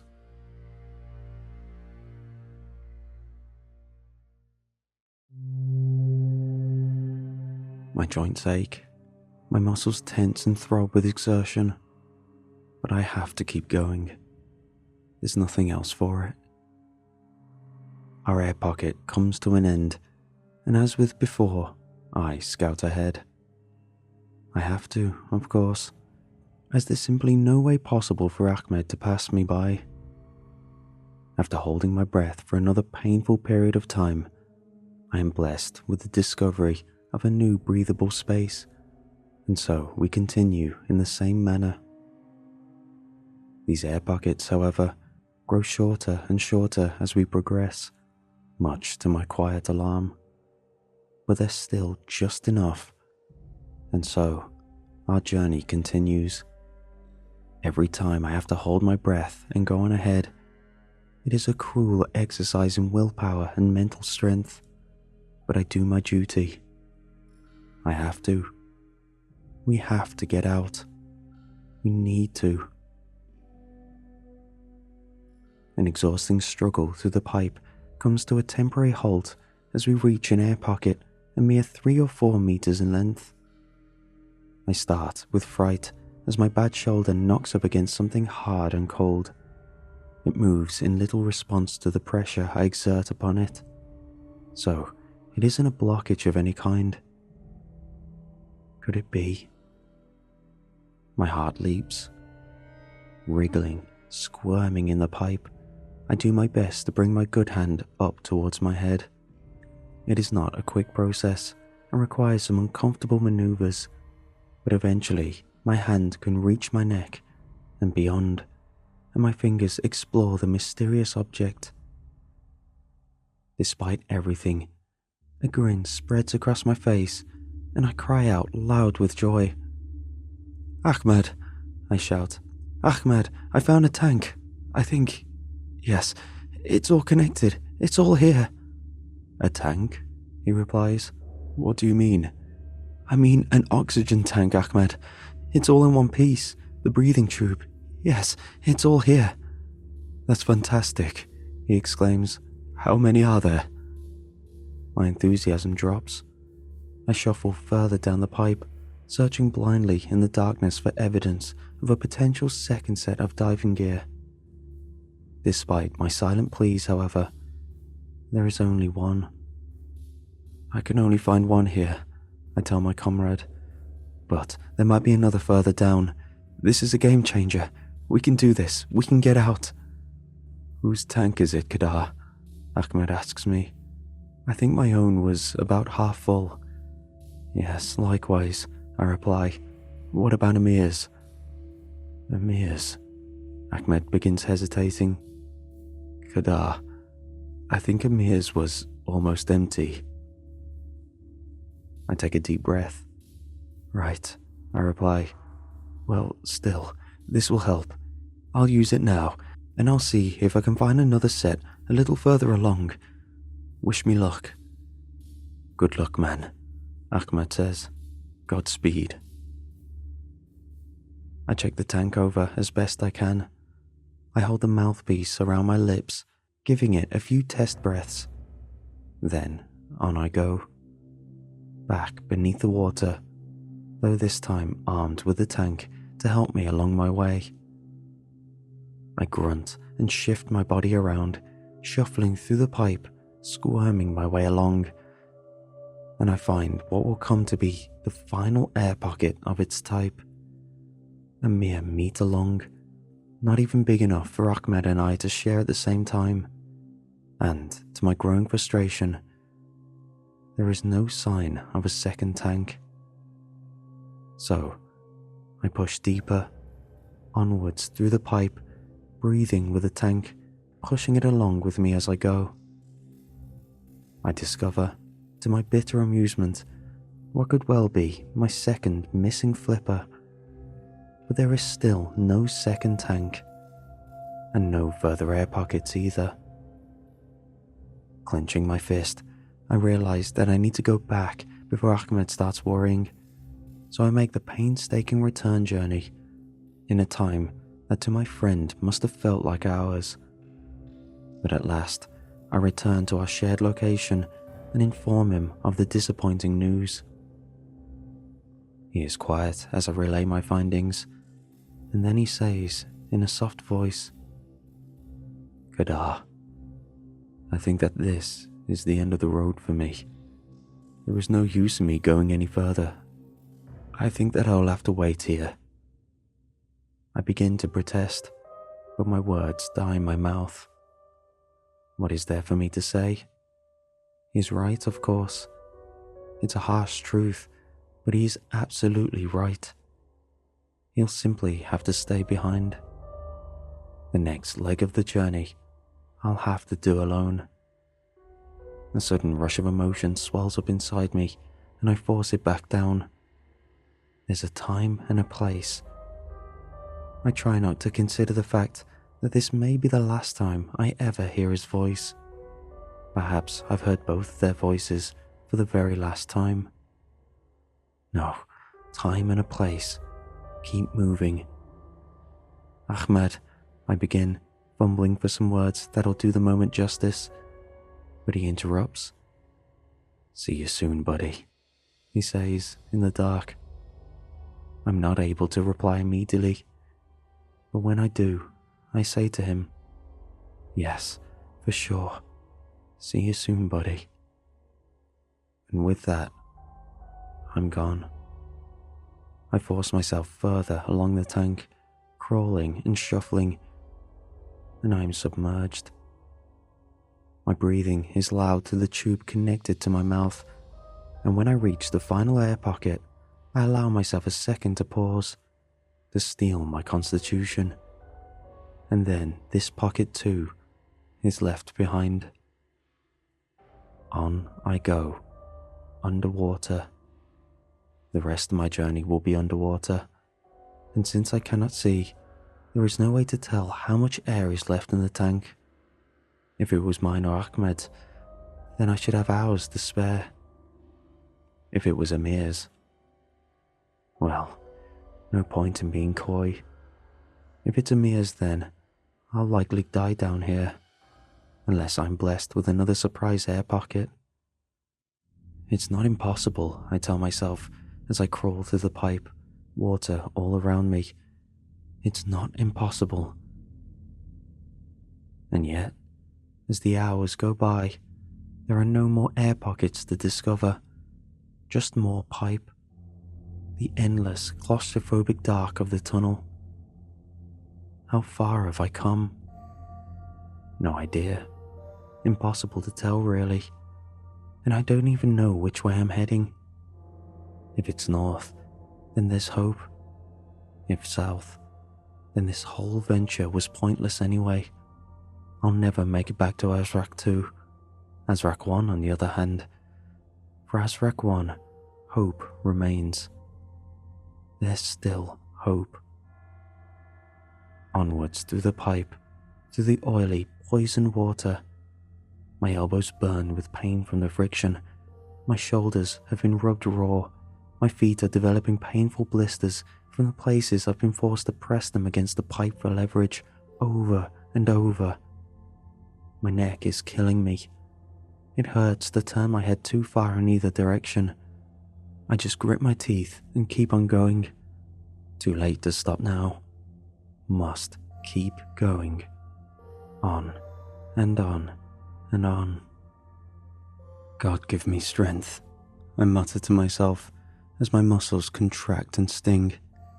Give me strength to see this through. Thinking about Ahmed, about Amir, all alone just like me, it helps propel me forward. I can't give up, not while they're counting on me. I can never do that to them, not ever. So on I go. Endless, ceaseless dark, endless, ceaseless torture of the pipe. Except, it's not endless, not as luck would have it. The good news regarding my oxygen tank is that it definitely wasn't Amir's. If it was, it would have expired by now. The bad news is that I've been needing deeper and deeper breaths to fill my lungs. And soon, the oxygen that the tank can spare me just won't be enough. It won't go on forever. I have found no other tanks along my journey. It's just the one on my person currently. And then, that's it. Game over. Come on, you pipe, I hiss through the mouthpiece. You can't go on forever. You can't. And of course, it doesn't. My head bashes against hard metal. Eh? I murmur in confusion. I try to continue along my journey, but the way is blocked. I simply cannot go any further. My first thought is one of panic. I fear that I've reached some kind of wall in the pipe, one that shouldn't exist, that I've come all this way to find nothing more than a dead end. Upon little inspection, however, I realize that a space has opened up above my head. I squirm around, and for the first time in hours and hours, I'm able to change positions and to sit upright. My back cracks, and a rush of unbelievable relief and muscle tension flows through me. I bring up my hands to feel around me in the darkness, and I almost shout for joy. The pipe has reached its end. It's going up now, vertically, up through the sea towards the surface. We came north, I laugh, the cracks of hope widening, flowing into me like rivers of silver. We've been travelling north the whole time. The end of the pipe, upwards to the installation at Azrakwan, and to salvation. Unless I take stock and consider the choice that now faces me. If I'm going to push onwards, then this really is it. It's a coin flip for life or death. There's not much air left in the tank, and if I climb this pipe to discover the worst, if the pipe has been stoppered or plugged, then definitively for me, there will be no way out. I really will reach a dead end. All hope will be lost, and I will drown down here with nowhere to go, no way forwards and no way back. I shake my head. There's no choice here, not really. It's just willpower. I don't have enough air in my tank to get back to Ahmed, even if I wanted to. It's only forwards, forwards and upwards. All right, I murmur, bubbles spilling. Here we go. And I begin my slow, deliberate ascent. Back pressed against the pipe behind me, knees and calves against the pipe in front. Up I go, kicking at times, half swimming, half shimmying up the pipe to the surface. Slowly but surely, grimacing through the strain and the pain. And still, so dark, so unbelievably dark. The lack of light does not fill me with confidence. If the pipe was not stoppered, surely I'll be able to see some light, right? I open my eyes in the water. The salt and oil stings like hell, but I need to see, or to try and see at least. But there's nothing. There's no hint of light at all. Don't lose faith, I tell myself, screwing my eyes shut again. Keep going, keep going. This vertical section of pipe is unlike the one we were stuck down. This part here goes all the way up to the surface, up to the bustle and the relative commotion of Azrakwan. Except it won't be bustling right now, of course. I hesitate, taking a deep, strained breath through the mouthpiece, grunting with the strain. Thinking about it, the place could be entirely deserted. I don't even know what time it is. I've been crawling through the pipe for hours upon hours. I'm not sure of the exact time, but I'm exhausted. I'm starving, and my oxygen is about to expire. If I recall correctly, in fact, the site won't even be open tomorrow. I rack my brains and try to remember. When were they all off-site? Was it tomorrow or the day after? Damn, what if everyone's gone back to shore? What if the site is empty? What if there's no one to hear me? What if the pipe is stoppered? What if... I bellow in frustration and continue my ascent. Each breath becomes hard work. I'm starting to feel lightheaded, but there's nowhere to go but up. This section of pipe can't be longer than 80 meters or so. So surely, if it was open, I'd see the light, right? Wouldn't I see the light? Please, I whisper as I open my eyes again, squinting through the darkness, terrified that at any second I will hit a barrier or a stop, and my journey will come to an abrupt and bitter end. Any second, at any moment, I could strike the ceiling, and I'll be trapped. In the very next second, I emerge from the water. I hear the sounds of splashing as my head breaks free of the surface. I'm still in complete darkness, but I've reached the top. Air. I pull off the mouthpiece and suck it all down, refilling my lungs with far greater ease, rubbing and brushing the oily waters from my face and eyes. I made it, I say to no one in particular, my voice echoing around the narrow little space afforded me. Now I have to come to perhaps the final hurdle. How cruel it would be, I think. How cruel to make it so far and then to be denied rescue. So close and yet so far. I squirm and bring up my good arm with my good hand. I reach it above me, feeling through the darkness as the water spills and drips from my elbow.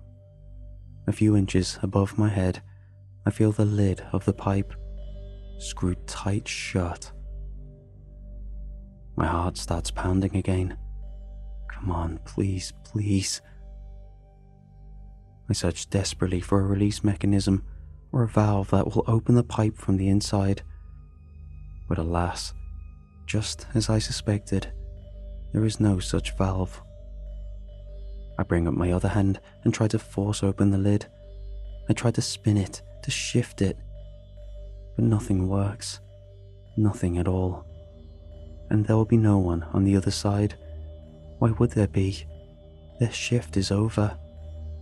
They'll have left the site by now, crossed back to the shore. I'm stuck. After everything, I'm just as trapped as Amir and as Ahmed. I started pounding desperately on the lid. I bang the pipe as hard as I can. I start to scream. I start shouting, though the sounds will be muffled.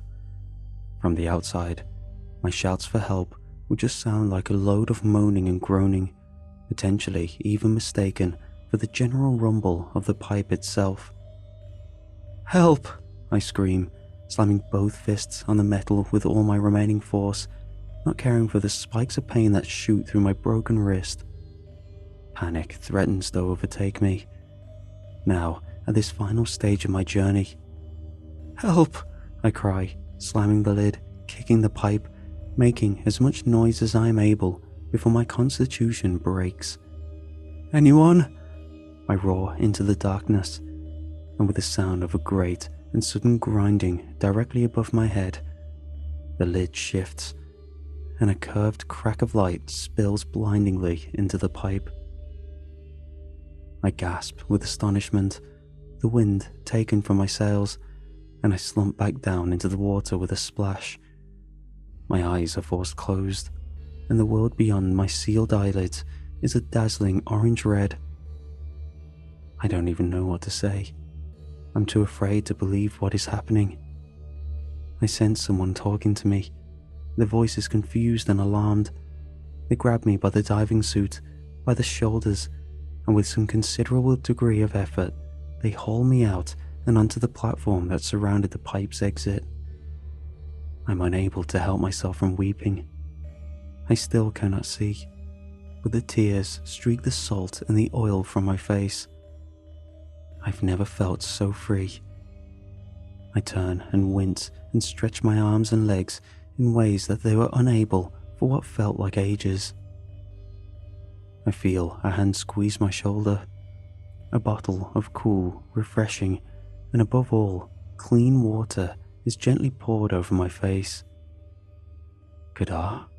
comes a familiar voice. "Kadar, what on earth?" He fumbles for words. "Care to explain yourself, Kadar? What the hell is this?" I finally managed to open my eyes, just a sliver, gradually, painfully adjusting to the light from the flood lamps all around. And I'm greeted by the sight of the only employee still at his station, long after his shift has come to an end. He stares at me, his scruffy red hair and his beard a mess, his expression almost comical in confusion. A dry chuckle escapes my lips. "Hello, Zahir," I mutter. "You know, I don't think I've ever been happier to see anyone in my entire life." And this, my friends, is the truth. The hours that followed passed by in a whirlwind. The company and the authorities were alerted immediately, and the helicopters were sent up into the sky, and rescue boats were out in the water within the hour. The ruined habitat site was investigated and safely secured. Vast teams of divers were sent down, and they traversed the entire length of the pipe, way into the night, knocking and tapping on the metal and hunting diligently for Amir and Ahmad. Knocking and tapping on the metal and hunting diligently for Amir and Ahmad.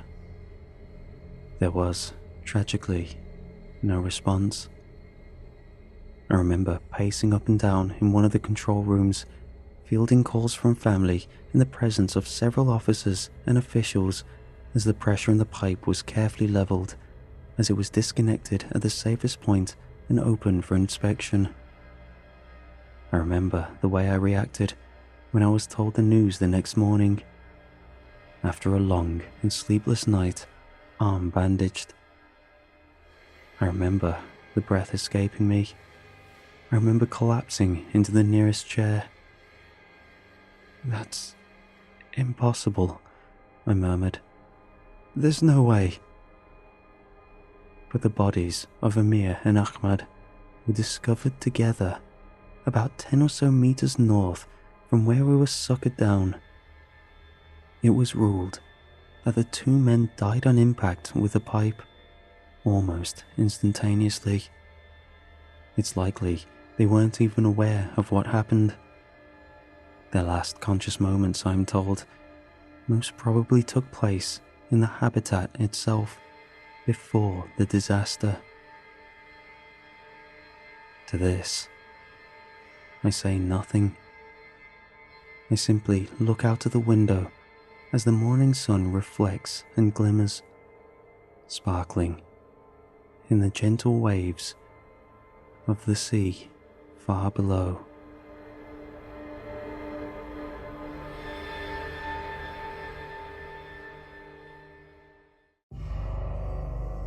My father was not an open book. Those that knew him would call him a reserved man, or a man of few words. But to me, he was like a man who had retreated into his own universe, a world that seemed filled with shadows in every corner, a waking nightmare. I would catch him sometimes at night, just staring out the window, gripping the arms of his chair so tight I thought his hands would start bleeding. He would lean forward, almost falling out of his chair, as if expecting something terrible and incomprehensible to show up at our door at any moment. My father was a man clothed in dread. It's only something I came to realize as I got older. He hid it well, especially from my mother. Not nearly well enough. Nothing terrified my father more than piano music.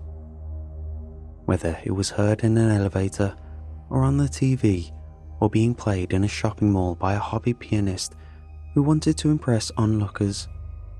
Whether it was classical or jazz, whether it was happy or sad, simple or complex. When he heard the sound of a piano, his eyes would bulge out of their sockets. His skin would go pale white. He would look around wildly, whipping his head back and forth like a dog wrangling with a bone. I never had the courage to ask him why he was so afraid of it. Why didn't I just ask him? But it wasn't a thing to be acknowledged in our home. Fear is contagious, and the easiest way to come down with it is to talk about it. So my father's fear lingered throughout our lives, untouched, like a piano that was never sold. It just hung in the air, playing its own silent music for years. My father passed away a year ago due to heart complications. I thought his secret died with him. But 2 weeks ago, I was visiting my mom and decided to go through my father's old belongings. I guess I was feeling nostalgic. After some time, I was about to head out when I saw it. At the bottom of a cardboard box that had been hidden in the corner of the attic, it was an unmarked envelope. Inside was a letter comprised of several sheets of paper. The writing on the letter was rushed and scratchy, but it was my father's handwriting. There was no mistaking it. What I read in that letter has haunted me for the past 14 days. I've decided to share that letter, right here and now, because I feel that in some way it may help me better understand it. Or maybe the truth is, I just want someone to share my father's dread with. My mother would not listen to me when I told her about the letter. She told me to burn it and to forget whatever it said. She scolded me like I was still a child.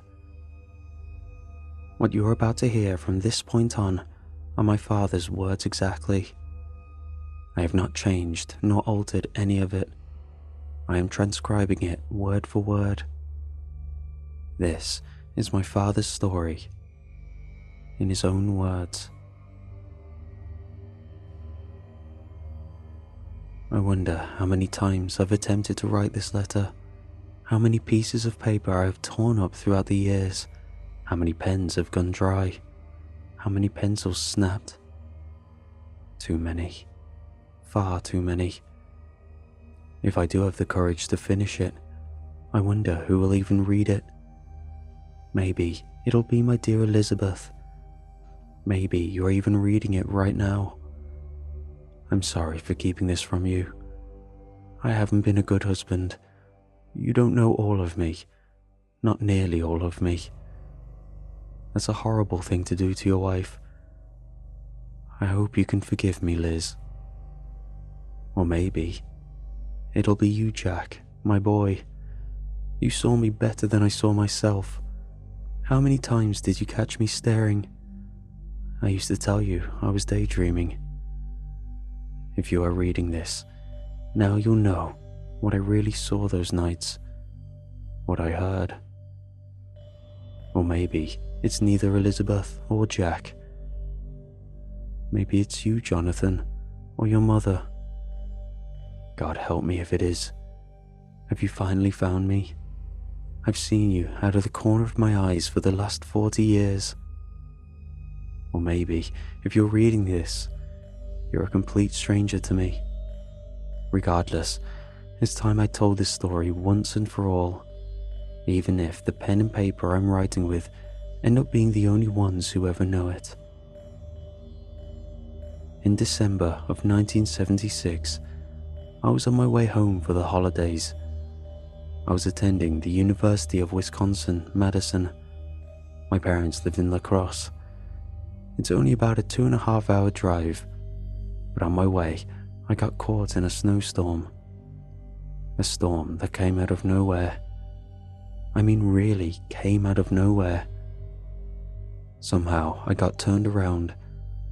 I have never been good at driving in snow. If you're reading this, Liz, you know how true that is. Remember the station wagon? God, I nearly crashed it 100 times. Those were good days. On days like those, I barely ever heard the piano, or at least convinced myself I couldn't hear it. But I'm getting ahead of myself. This was not a bad storm. It was one hell of a bad storm. I've rolled back the clock in my head numerous times, wondering if there was anything I could have done differently. What if I had driven slower or turned into the slide?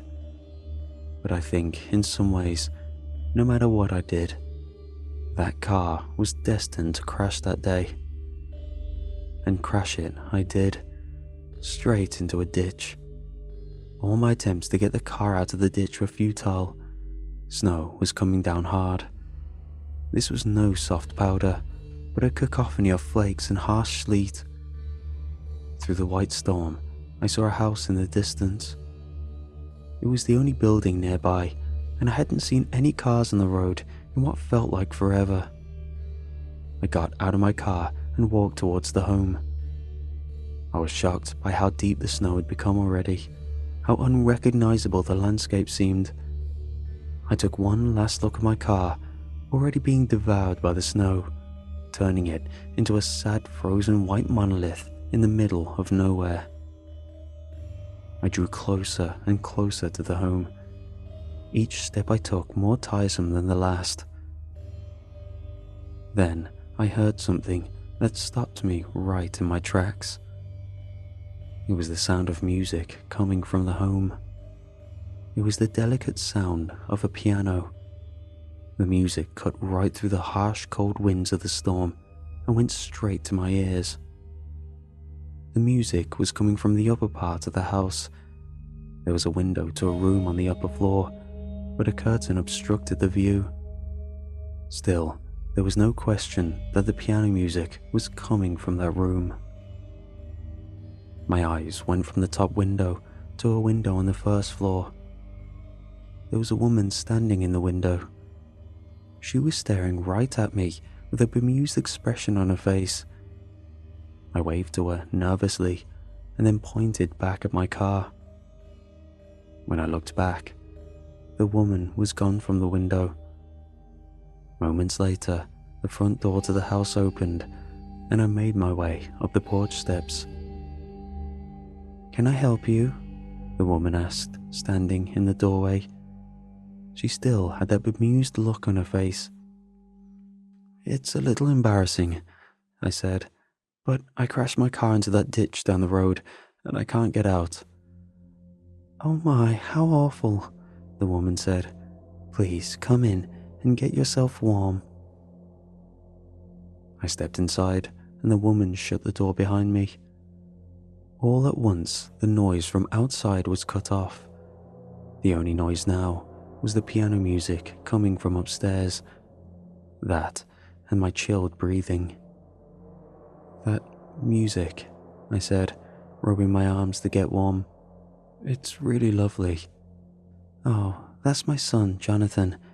He's a wonderful pianist. Please, do make yourself comfortable. I'll fix you some tea.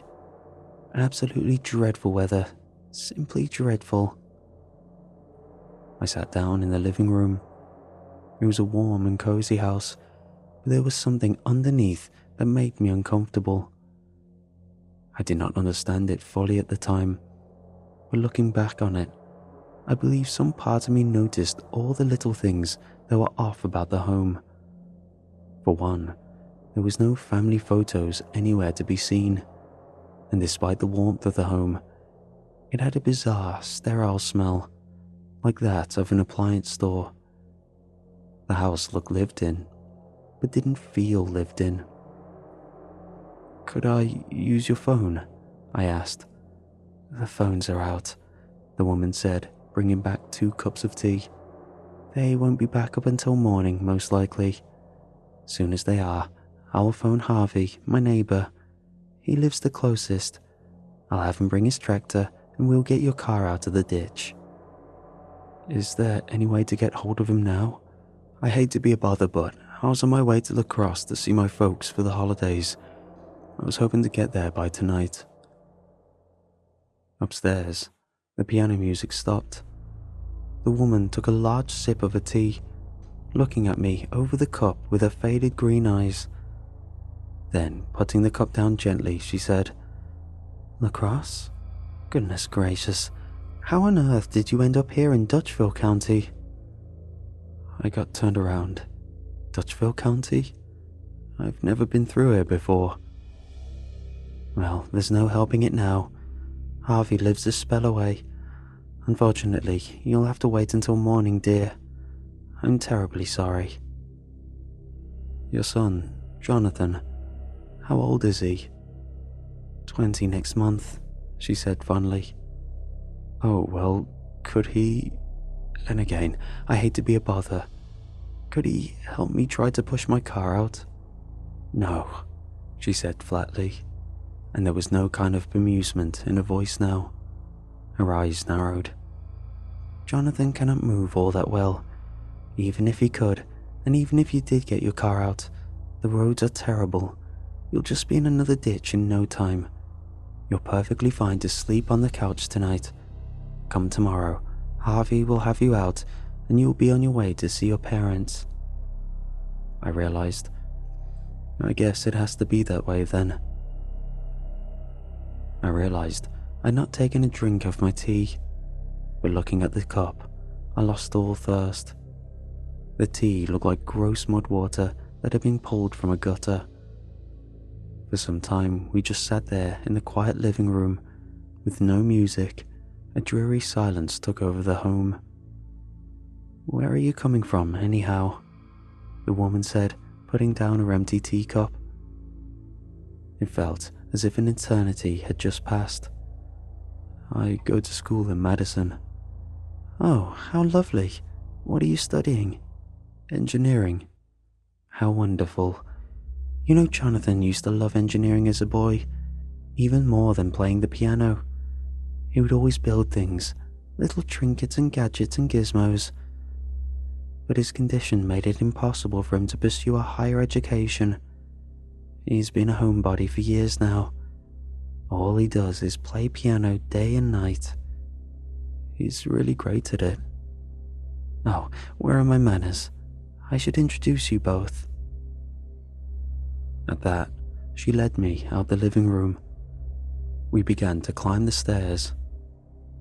As we did, a horrible feeling came over me. The one you might have when you're walking by a dark alley at night. The kind of primitive instinct that screams in the back of your head. Screams, "Run, you idiot, run." We reached the top of the stairs. The hallway was dark and lit only by a small lamp. We passed several rooms until we reached the door at the end of the hallway. The woman, and I realized at this point I didn't even know her name, gently pushed the door open and said, "Jonathan, there's someone here I'd like you to meet." The first thing I noticed when stepping into the room was a large piano that sat in the corner. It was a beautiful looking piano, and it looked out of place in the small room. A piano like that should have been front and center at a concert hall. The fading light outside filtered through the bedroom curtain, giving the room a soft, ethereal look. I felt I was stepping into some kind of dream world. And then I saw Jonathan sitting on his bed. I froze. I wouldn't call Jonathan a doll exactly. He was too big to be a doll. But he was like a rag doll in a way. A human-sized rag doll. Jonathan was not a living, breathing person. He was just an inanimate object, dressed up to look human. He wore sky blue pajamas and had a mop of red hair. His cloth skin looked like it had been white once, but now had faded to a sickly beige colour. He had 2 black buttons for eyes, though they were different sizes, the right eye being much smaller than the left. It gave him the appearance that he was always winking. I did what I could only do in that moment. I laughed. It was a hoarse, nervous laugh. "Don't you dare laugh," the woman said sharply. She wasn't looking at me now. She was staring out the window, one hand rubbing Jonathan's inanimate leg in a soothing gesture. Oh, how they loved to laugh. Once Jonathan was sitting on the porch, just minding his own business, when these horrible boys from town came in and began to harass him. I'll never forget the sound of their laughter as I chased them off on their bikes. Oh, but I got the last laugh. Those boys loved to bike around a certain part of town, and one day one of them went over some nasty gravel and hit his head. He's still in the hospital. Oh yes, I got the last laugh. "I'm sorry," I said in a dry, panicked voice. "Apology accepted," the woman said, turning to me. She had a shocked look on her face. Then she gave me a shark's grin. A thought then hit me like an arrow striking the center of a target. So chilling was the thought that I felt I might faint at any moment. My body felt 10 times heavier. When the woman and I had been downstairs, someone had been playing piano music. Someone else had to be up here. Obviously, Jonathan playing was out of the question. Had to be out of the question. The thought of this grotesque ragdoll being alive went against everything I believed in. I looked around the room for a radio or record player, anything that might have been playing the music earlier. But there was nothing of the sort. There was only the piano. "Is there anyone else in the house?" I asked. The woman gave me a knowing smile and said, "Of course not. It's just Jonathan and I." Jonathan continued to stare into the distance with his misshapen button eyes. For a split second, maybe even less than that, I thought I saw his head move ever slightly. I blinked and rubbed my eyes. When I opened, Jonathan was as still as he had been, and the woman was walking past me. "I'll go fix your bed downstairs," she said, walking out of the room. "You'll need your rest for tomorrow." Then she was gone. Only Jonathan and I were left in the room that began to fill with an awful silence. So pervasive and relentless was the silence that it felt as if it seeped into every pore in my body. None of this could be real, I told myself. The woman was playing a trick on me. Had to be playing a nasty trick on me. I once again looked over the room, hoping, nearly begging God to show me a radio or a record player. But there was nothing. I thought about approaching Jonathan, give him a real look over. But one look at that horrible, winking eye was enough to convince me otherwise. I quickly turned and began to walk out of the room. Then I heard what sounded like something shifting in the bed behind me, and I ran. Within seconds, I was down the stairs and out the front door. I knew it was suicide running out into that storm, but I couldn't stay in that house a second longer. The snow was so deep, it slowed my running, and for a horrible moment, I imagined Jonathan chasing after me, gaining on me with terrible, inhuman speed, his ragdoll limbs moving in strange, unnatural motions. I heard the woman yelling after me, yelling for me to come back. Then I heard two horrible sounds. The first was that the woman was laughing. Even in the roar of the winds, her laugh was unmistakable, piercing even. I turned and saw her on the front porch. She did in fact have a horrible grin on her face, which now looked so much longer and paler than it had before.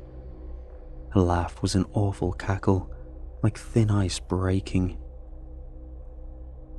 The second horrible thing I heard was the sound of a piano being played. It was coming from Jonathan's room. My car was nowhere in sight, but it was no use to me now anyway. I ran down the road, and eventually the woman's laugh faded, but not the piano music. No matter how far I went, I could still hear it. It followed me the way a bad memory follows you. I don't know how long I waded through the snow, but at some point I collapsed and thought for sure I was going to die. Then I saw a light coming towards me. That light eventually turned into a tractor with a plow. There was a man driving it. He got out and began to say something, but I couldn't hear him. I was fading in and out of consciousness. The last thing I saw before I blacked out was the man standing over me, a horrible, concerned look on his face. The last thing I heard was piano music. I woke up the next morning in an unfamiliar bed. For a horrifying second, I thought I was back in that woman's house, maybe sleeping in the very same bed as Jonathan. But that wasn't the case. I was in an unfamiliar room, alone. Sunlight was shining through the window, and I could see that the storm had stopped. I heard the floorboards creaking outside the room, and again, for a horrifying second, I thought the woman would appear in the doorway, smiling, cackling. Instead, it was the man I had seen driving the tractor. "Good, you're awake," the man said warmly. "How are you feeling?" "Where am I?" I asked, ignoring his question. "You're in my house. I found you running down the road last night. What were you thinking?" "My car broke down. Are you with that woman?" "What woman?" "That one that lives down the road from where you found me." The man said nothing at first. He just stared at me. Then he said in a pensive voice, "The woman that lives down the road from where I found you?" "Are you with her?" I said. I gripped the bed sheets as if my life depended on it. "No, I'm not with anyone," the man said, putting up his hands. "I live here on my own." I relaxed my hands. "I need to call my parents. I was on my way to visit them when my car broke down." "Phone's in the kitchen. You're welcome to use it. When you were out, I was plowing the roads. I saw a car. Your car, I gather. We can go there when you're ready and get it out.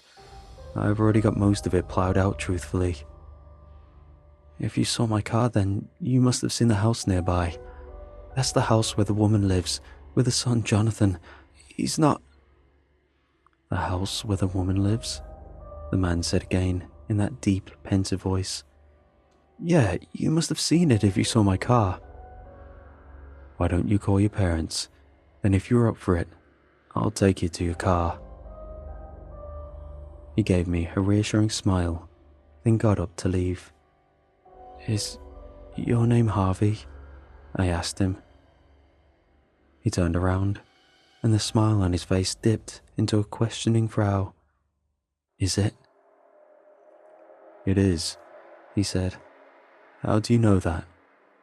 The woman, she told me about you and your tractor. Is that right? For a moment, Harvey said nothing. His frown deepened. Call your parents, and then we'll get going. He left me in the room with the sunlight as my only company. My parents were relieved to hear my voice. I didn't tell them about what I saw in the woman's house. That already was starting to feel like a bad nightmare. I told them that my car went into a ditch and that I spent that night at a kind stranger's house and that I would be in Madison later that day, hopefully. I got into the tractor with Harvey, and as we drove down the road, I was shocked to see how much of the road had already been cleared. The storm had been so awful the night before, and the snow had been so deep. Now, it barely looked as if it had snowed. Eventually, we came upon my car. Harvey had told the truth. He had gotten most of it out of the snow already. He killed the engine to his tractor, and both our eyes went in the same direction. We were looking at where the house was, or where it should have been. There was no house there now, at least not what I had seen last night. Instead, there were the remains of a house. The roof was gone, and part of the floor was completely caved in. Bits and pieces of the home jutted out like the jagged teeth of some ancient monster. Is this the house you were speaking of? Harvey asked. His voice was soft and empathetic. I don't understand, I said. I was here last night. I was in there. It wasn't like this. Son, that house has been abandoned for years now. There was a woman who lived there, but that was a long time ago. What happened to her? It was a long time ago. You couldn't have met. What happened? She took her own life, Harvey said. As he spoke, we both stared at the wreckage of the home. After her son died, it was a terrible accident involving some of the boys from town. I don't know too much about the details. I was young myself back then. I just know that it was ugly business and that she blamed one of the boys for her son's death. That boy ended up in the hospital sometime later. I don't know much else.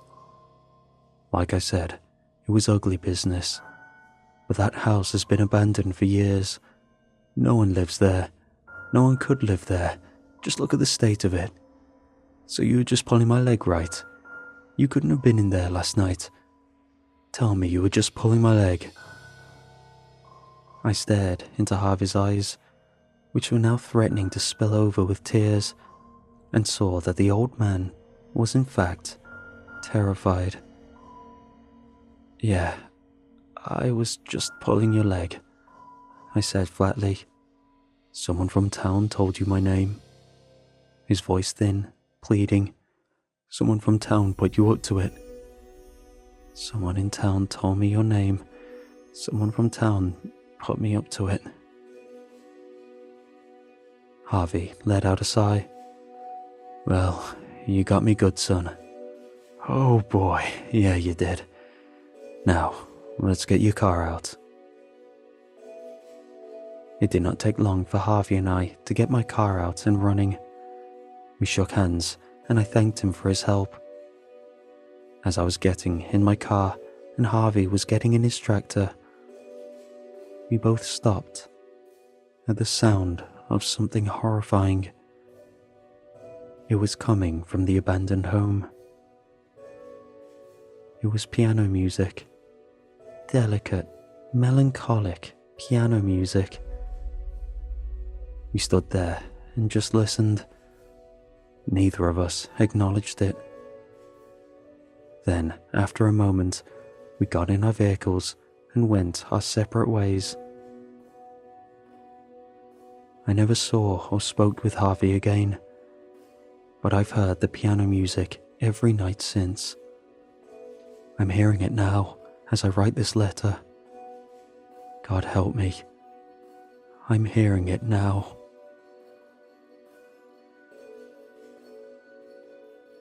That's the end of my father's letter.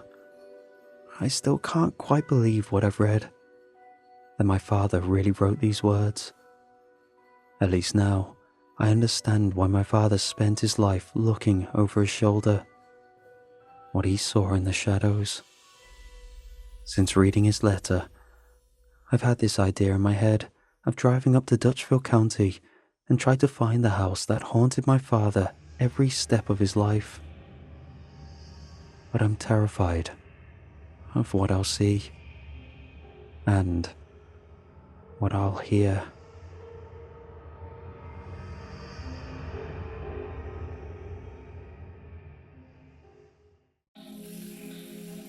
My older brother, Shane, had spent the last 10 years in prison, and it looked like he might be in there for the rest of his life. However, he called me recently to say that they were opening up a new early release program, and they would let him out immediately on a probationary period if he agreed to participate. Some sort of new process, an ethical alteration to prevent future criminal activity. God, how I wish now that he had just told them no. Growing up, Shane was my hero. My mom has had a rough life. She got pregnant with Shane when she was 16, and her parents kicked her out of the house for it. Afterwards, she went to live with Shane's father, who was in his early 20s and had a small apartment in the worst part of the city. And he treated her terribly, forcing her to drop out of school and get several jobs so he could spend the majority of his time drinking and partying, hitting her whenever she stepped out of line.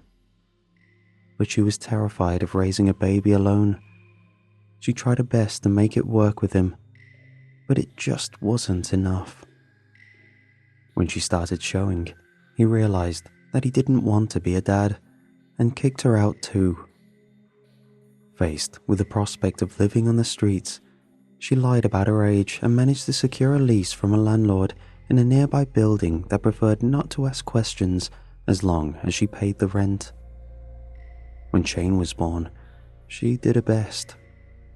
As she was only 17 and without an education beyond the 10th grade, she continued to work multiple minimum wage jobs and didn't have much time to spend with her new son.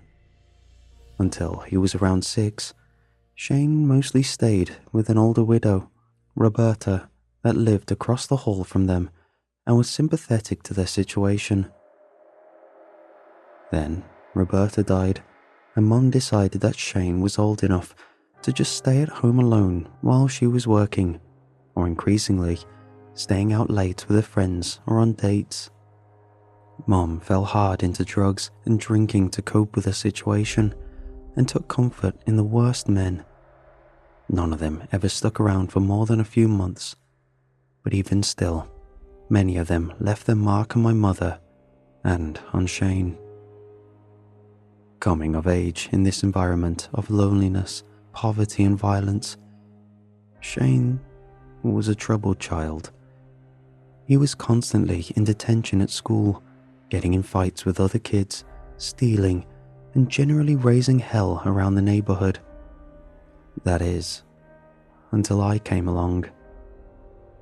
One of Mom's short-lived flings resulted in a second pregnancy, another boy, and I was born a little over 2 months after Shane's 12th birthday. Seeing that she wasn't going to change her ways overnight and become Mother of the Year, he took it upon himself to be my primary parental figure. He changed my diapers, did the weekly shopping, fed me, bathed me, cooked, cleaned. He did everything that he could to make my childhood better than his had been. It became his mission in life to be the father that neither of us had ever had. At school, he opened up a little bootleg shop out of his locker where he'd sell candy, trading cards, snacks, and once he was in high school, cigarettes and liquor, just to make a little extra money to buy me clothes and toys. And then, when he turned 16, he took a job at a local auto shop, working on cars in the evening after classes to help pay the rent and our other bills. I never understood where he found the energy to do it all. It was around this time that I started school myself. He packed my lunch every day and made sure that I got on the bus in the morning.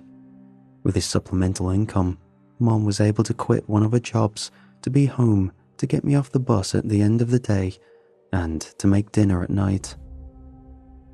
Now, I'm not sure if he said something to her, or if it was just her seeing him picking up so much of her slack, but she began to sober up a little and made more of an effort to be a mother to me than she had with him.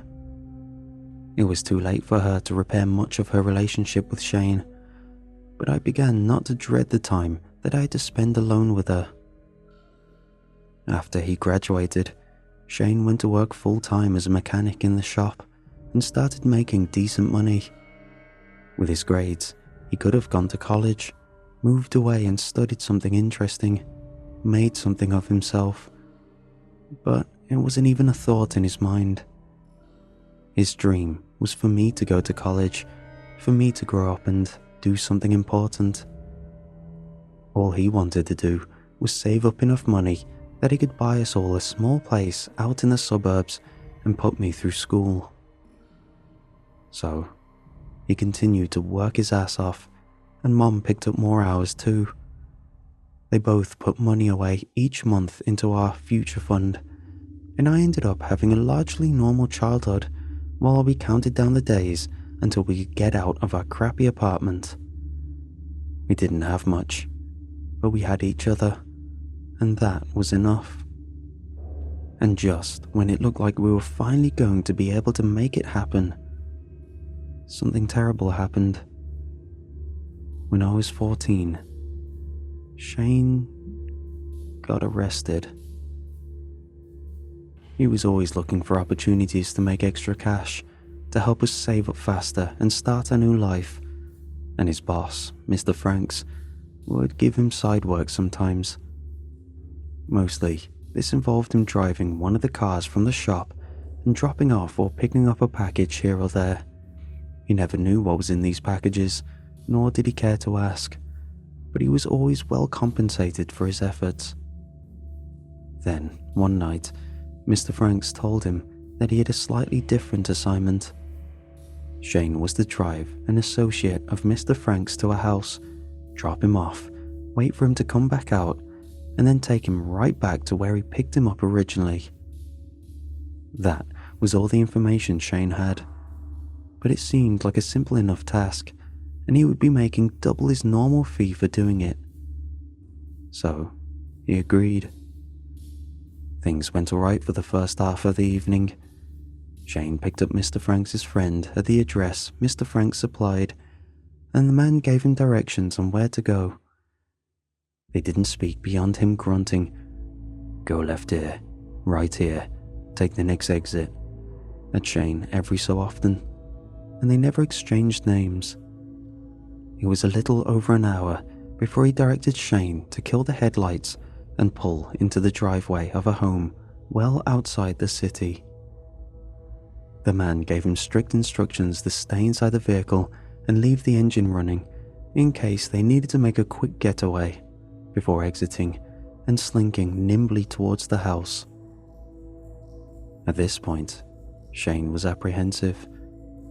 He debated simply leaving the man behind and driving back to the city. Yet, he knew the money was going to be enough to put us over the edge and we'd finally be able to get our house. So he sat quietly and waited, telling himself that the man was just breaking in to steal something or maybe take some compromising photos of someone. But with the windows down, Shane heard something that made his stomach drop. Several quick pops came from inside the house, and Shane looked up to see flashes of light in the upstairs window corresponding with them.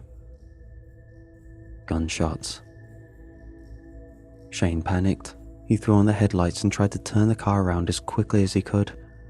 No amount of money was worth him getting involved in whatever he was currently involved in, and he was just ready to punch the accelerator and fly out the driveway when a loud bang on the passenger door made him jump. The man was wrenching the door open forcefully and dove into the seat, screaming at Shane to drive and get us the hell out of here. Seeing no other options, Shane obliged and whipped back out on the road while the man kept yelling expletives. Shane realized that he was in severe pain, and when they passed under a street lamp, he saw that the man was clutching his stomach and his hands were covered in blood. "Damn it, asshole shot me. Damn it. I'm losing a lot of blood. I'm not feeling too good." His voice was faltering with each word he spoke, and he suddenly slumped over against the window. Shane tried to shake him, told him to wake up, but he got no response. Not knowing what to do, he searched for the nearest hospital on his phone and followed the directions to it. He parked on the curb near the emergency entrance and dragged the man inside, announcing loudly that he'd been shot and needed help. Several doctors and nurses helped load the man onto a gurney and wheeled him away into surgery while they started asking Shane questions about him. What's his name? How old is he? How was he shot? Shane couldn't give them any answers. He was in somewhat of a state of shock, and his mind wasn't processing information quickly enough. He couldn't think of a believable reason on the spot for why he had a man that had been shot in his vehicle, and simply opted to tell them that he didn't know and asked if he could leave. They told him that because he'd brought in a gunshot victim, he'd have to wait to speak with the police, and handed him off to hospital security. While he waited for the officers to arrive, he thought of calling Mr. Franks, but he couldn't get away from security to have a private conversation. So he just sat quietly and tried to think of a good story. What he came up with was that he'd been driving nearby when the man flagged him down at an intersection, and Shane had simply pulled over to help, only to realize that the man was gravely injured. It might have been flimsy, but he didn't think they'd have any way to prove otherwise, and just hoped he'd have a chance to speak to the man before the cops did, so they could corroborate each other. However, it didn't matter much what excuse Shane came up with, as he was arrested as soon as the officers arrived, before he could even give his weak fabrication. It turned out the house Shane and the man had gone to belonged to a detective, had been investigating Mr. Franks for drug smuggling. Shane had unknowingly driven the man to an execution, and the execution had gone horribly wrong. The detective heard their car pull into his driveway and was armed and waiting when the man broke into his bedroom. They'd exchanged several shots with one another, and the detective had been fatally hit in the head while his wife took a round to the chest. The executioner must have thought she was dead, or was so flustered at having been shot himself that he didn't make sure she was gone before leaving the house. She'd been able to call 911 and explain what happened before expiring herself. Given she told them that her husband managed to shoot their attacker, the police had been put on high alert for any gunshot wounds arriving at local hospitals, and when they relayed this information to Shane as they arrested him, he broke down and confessed to the whole thing. Unfortunately for Shane, the executioner didn't make it. Shane tried to explain to the officers that he had no idea what was going to happen when they drove to the house, but they wouldn't hear any of it. Mr. Franks was arrested too, but he of course had an alibi for the night, and they couldn't find any evidence to tie him to hiring the man. What's worse, Mr. Franks tried to pin the whole thing on Shane. As Mr. Franks explained it to the police, he had complained to his employee that the deceased detective had been annoying him and making his business difficult. He had no idea that Shane would try to kill him over it. The evidence showed that Shane had been driving the car, and there was nothing forensically to tie him to actually being in the house or having pulled the trigger, so they charged him with accessory to murder. With his word against Mr. Franks and no hard evidence either way, they didn't believe they could prove that Shane had indeed planned the whole thing, but they could definitely prove that he helped the murderer kill a detective and his wife in cold blood. They threw the book at him. We spent all the money that we had on his defense, even though he tried to tell us not to. But no matter how much we worked to argue that Shane hadn't a clue what he was doing that night, we couldn't prove it, and the court wanted to see justice for such a heinous crime. He was given a sentence of 30 years to life and hauled off to the state penitentiary, with us barely having time to say goodbye. For the next 10 years, I visited him as often as possible, and he called me whenever they'd let him. Mum and I had ended up destitute again after the trial, and our hopes of moving on to better things were dashed. She fell back into her old ways, and I was left with the burden of trying to keep us both afloat. Worse than she was before, she wasn't able to hold down steady work, and I had to take on several jobs to pay our bills. No matter her faults, she was still my mother, and she had been good to me for years. I couldn't leave her to die in squalor. Mine and Shane's dreams of me going to college once I graduated high school evaporated. Yet Shane remained optimistic. It's one thing that never ceased to amaze me about him. All those years he spent grinding when I was younger, all throughout his trial, and even throughout his time in prison, he always kept a positive outlook, always wore a smile. Better times were just around the corner in his mind, and he continued to encourage me in every one of our conversations that we'd figure it all out someday. But I knew he was having a hard time with his sentence. He wanted desperately to get out to help me and Mom, and his living conditions were awful. He tried his best to hide it, but he looked sickly whenever I saw him, and often bore the marks of having been in fights. The little food that he did receive made him ill, and he mentioned that he sometimes had to sleep on the floor if they ran out of bunks. My brother had just been trying to make us a little extra money to improve our lives, and now he was suffering for it, and maybe would be for the rest of his life. Then, a few months ago, he called me and was far more excited to talk than usual. He told me he'd been selected as a potential candidate for the prison's new early release program. At the time, he had 20 years left before he'd be eligible for parole, but if he agreed to participate, they'd set him free right away.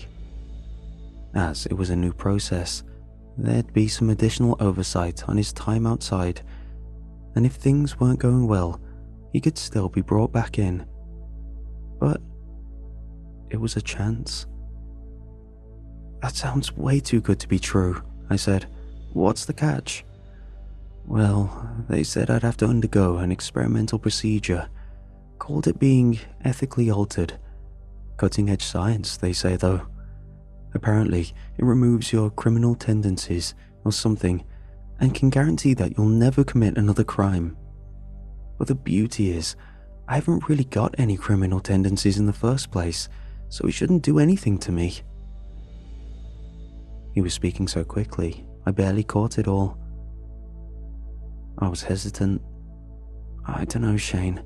I don't like the idea of you being used like some kind of lab rat. And what do you mean, ethically altered? That sounds... I don't know. Is it like a surgery they want to do in your brain? Yeah, I know it sounds a little off, but it's just a term the prison probably came up with to make it sound nice for the people outside. Anyway, they said no surgery, no drugs. They won't tell me exactly what the process is. Guess it's top secret stuff, but apparently there's nothing physically invasive about it. My guess is they're gonna strap me into a chair or something and put a helmet on me that'll pulse some kind of waves through my brain and try to rewrite it to be more docile. For thinking that he might undergo a procedure that would potentially alter his brain, he was sounding remarkably nonchalant. Dude, that sounds super sketchy. If they won't tell you what exactly they're going to do to you, what if it messes up your brain? What if it kills you? I was growing less convinced that the idea was good with every word. It won't kill me. They gave me a guarantee of that. Yes, they said it would change me, but like I said, they were talking about removing my criminal tendencies, and you know that I'm not really a serious criminal or anything. Look, this is an opportunity for us, Jack. 10 minutes. That's how long they said the whole process takes. 10 minutes, and I'm back with you and Mom. 10 minutes, and we can get our lives back on track. I can get a job, and we can save up money again. You'll go to college. It'll be just like we planned. Mom will probably even get out of a downward spiral and start helping out again. His last few sentences made me realize that he hadn't been calling to ask for my opinion on his participation in the program. You've already signed up, haven't you? I asked him. He paused. I love you, little brother. The line went dead. I didn't hear from him again after that. He normally called once every few days, but the phone didn't ring for a week. When I got a day off work, I drove up to the prison to see him in person, but I was told that I couldn't.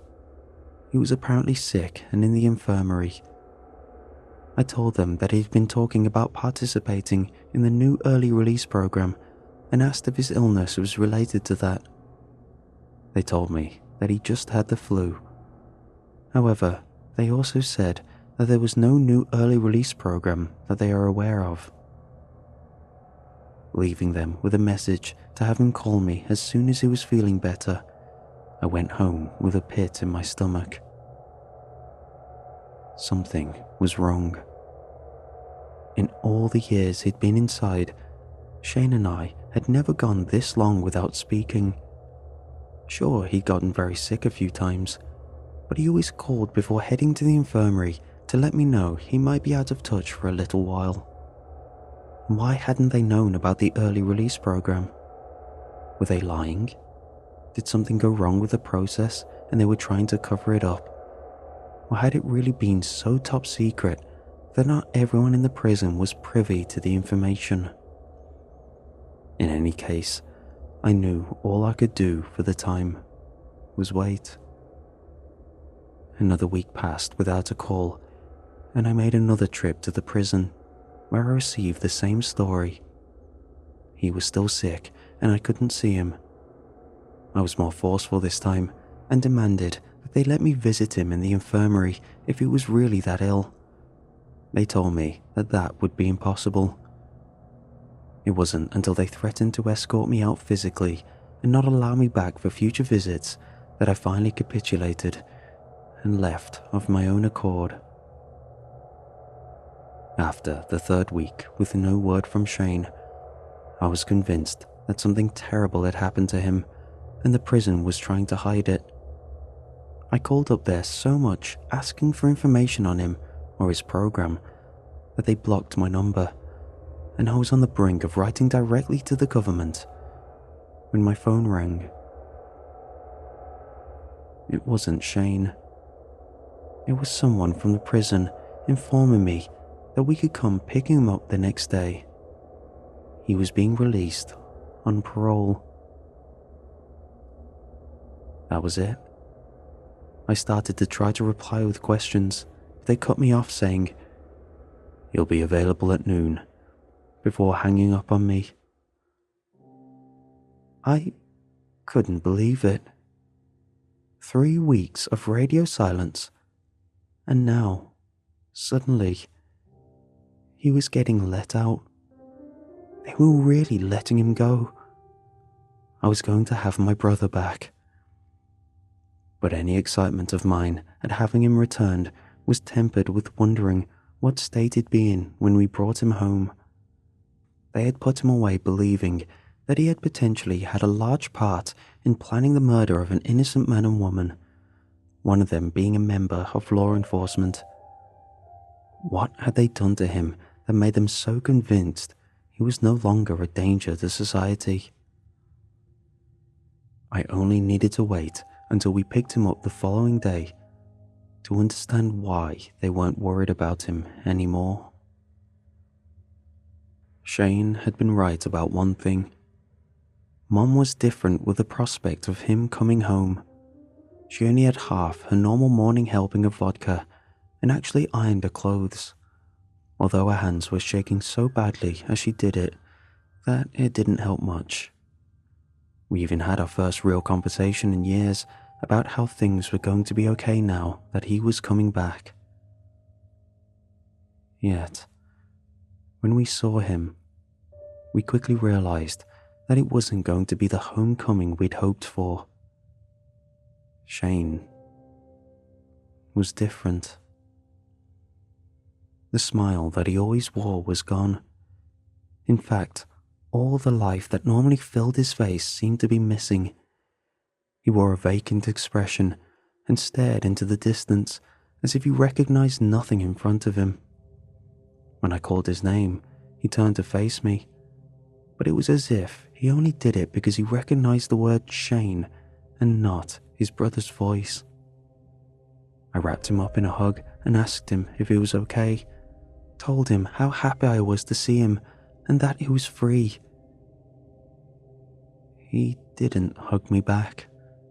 His arms lay stiff at his sides. Shane had always been a big hugger, especially with me, and I'd expected that on his first day of freedom. He'd give me a huge squeeze. I got nothing. Pulling back, I grew worried. "Shane, what the hell? Are you okay? What did they do to you?" I shook him slightly as I asked. "I feel okay," he responded, so mechanically that I could scarcely recognize his voice from the AI ones that I used for voiceovers.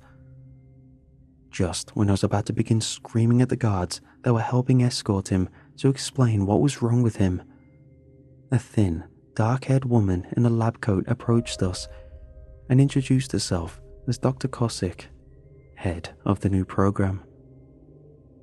"Are you Shane's brother?" she asked.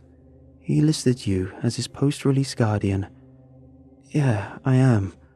"What the hell did you do to him?" I snapped at her. She considered me coolly. "Your brother is one of the first people to undergo a revolutionary new process that is going to change the way we handle criminal justice in this country. No longer will we need to lock away the worst members of our society forever. We'll be able to give them the alteration, and they'll be able to rejoin the rest of us. You should be proud of him," she said with an air of condescension. "That's not my brother." I didn't like her superior attitude. "Shane has never stood still for more than 10 seconds in my entire life. Look at him." Shane hadn't moved an inch where the guard that was escorting him stopped when we walked up. He looked over towards me and Dr. Kosick whenever he heard the word Shane, but then, realizing we weren't speaking directly to him, turned his head straight forward again and stared blankly into space. "You need to lower your voice." She bore an expression of annoyance. "I understand that the effects of the process may be shocking at first, but you'll see, in time, that he's better off this way. You have to remember that your brother committed a heinous crime and likely would have done something similar in the future had we let him out via the normal practice. In any case, the effects cannot be reversed. What we need to discuss now is the path forward. Screw you, lady. I was seething. You don't know anything about him. He was innocent. He was a good man. And what do you mean the effects can't be reversed? You change him back. Change him back right now. I don't care if he sits in here for the rest of his life. At least he'll be himself. She was starting to mark some things off on a clipboard, and I could tell was only half listening to me. Looking up, she began. Again, the process is irreversible, and you will find that your brother signed a binding agreement to participate in this trial. He's been evaluated over the last several weeks by medical staff and government officials, and everyone is on board with moving forward with Phase 2, public reintroduction. At this point, you have two options. Option 1, you can sign this, and you'll get to take your brother home. For the first month, you will call me daily to discuss how he's doing, and we will make periodic home visits to inspect in person. We'll help him get work so he can start contributing to society again like a law-abiding citizen. You will not disclose anything about this process to anyone, and if anyone should ask how he got out early or why he's acting so differently, you'll say that he's been reformed and he was released early due to good behavior and overcrowding. Any violation of these terms and he'll be brought right back here, and you will lose all future visitation privileges. Option 2, you don't sign this, and we take your brother back inside right now, and you'll lose all future visitation privileges. And before you start spouting off legality or suing us or anything of that nature. She could obviously see the fury in my eyes. You should know that we have the backing from the highest levels. Your case would go nowhere. Now, if you could hurry up and make your decision, please. I have several more of these to do today. She returned to her clipboard. I was shaking with anger, clearly to her. Shane was nothing more than a variable in her experiment. He wasn't a person, a brother, a friend, a human at all. Just a note on a clipboard, an alteration for her to study. But what choice did I have? She had all the power, and she knew it. If I fought her or refused, she'd take Shane away, and I'd never see him again. And if he'd been living poorly before, it would be nothing to how I imagined him living inside now, sitting on his bed day in and day out, wasting away with that blank stare on his face. Wrenching the clipboard from her hands, I signed the agreement.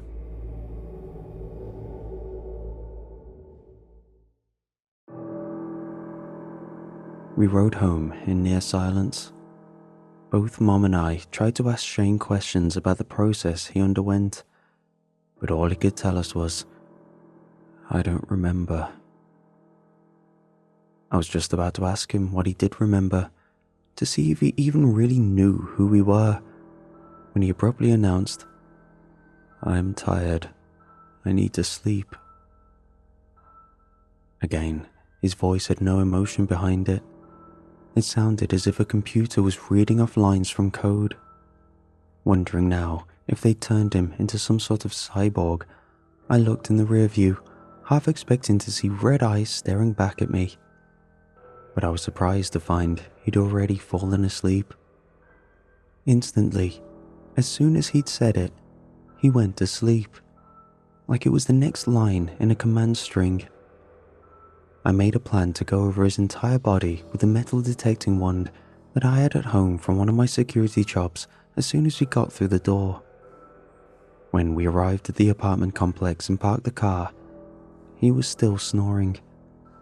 I had to open the back door and shake him slightly to wake him. In the past, when I'd woken him from a deep slumber, he'd always been a little grumpy. It was the only time I was cautious around him. On instinct, I stood slightly back as he opened his eyes, awaiting a tirade of frustration and asking for 5 more minutes. But he just stared straight ahead again. Shane? I said his name. He turned to look at me, but didn't reply. Hey, we're home. You can get out of the car now and we can go inside. I wondered how much of his behaviour was due to the alteration, or how much might be due to him having been in prison for 10 years and always having to be told what to do. Okay. His vocal cords made the sound, but it's hard to describe. It wasn't his voice. I know that doesn't make much sense, but I've heard that voice for 24 years. I know the quality, the cadence, the inflection. It just wasn't his. Mom had already given up. She started crying on the drive home, and the minute we parked, she'd run upstairs. I knew to go hit the bottle, or maybe something stronger. Shane exited the car, and I closed the door behind him. Surprisingly, he started walking towards the elevators, like he knew where he was going. I decided not to say anything and see if he remembered where he lived. He hit the up button, as he should have, and selected the correct floor once he was inside. When we exited on our floor, he made a direct line for our unit. I followed him closely and watched as he opened the door, just as he'd done hundreds of times before. However, he stopped right after stepping through the threshold and stood stock still again. I nearly crashed into him. He seemed to be waiting on the next set of instructions, so I told him to go sit at the kitchen table for now. Okay, the voice came again. Just as I'd planned to do on the drive back, I ran my wand over his body and found he had no metal inside of him. I felt his head for signs of stitching or scarring and discovered nothing. I checked every inch of exposed skin for surgical markings, but at least, to my untrained eye, he was clean. The entire time I did my examination, Shane didn't move, nor did his expression change. That blank stare just fixated on the wall in front of him, and I got the impression I could do nearly anything to him and he wouldn't respond. I sat down at the table across from him and started asking the questions that I'd wanted to ask in the car. Hey, Shane? His eyes met mine, and it was only then that we were sitting down and I was looking directly into them that I truly saw that there was nothing behind them. Whatever it was that made Shane Shane was gone. I was looking only at a collection of cells, a biological mass that could walk and talk but had no personality, had no life. It terrified me. My voice quivered as I asked, Shane, do you remember your full name? Yes. What is it? Shane Theodore Thompson. It was like he was recalling a date stored away in a hard drive. Do you know who I am? Yes. Who am I to you? And what is my full name? You are my brother, Jack Francis Thompson. How old are we? I am 36 and you are 24. I was happy to see that he at least knew who he was and who I was, but this was all information they could have had him memorize at the prison. I wanted to ask something more personal to see if he really had all of Shane's memories. Who did you lose your virginity to and where did it happen? Elise Sherman, and in a parent's basement. Now this story was one that Shane and I laughed about often. Elise's father had come downstairs while they were in the middle of the deed, and he chased Shane out of the house with Shane's pants around his ankles.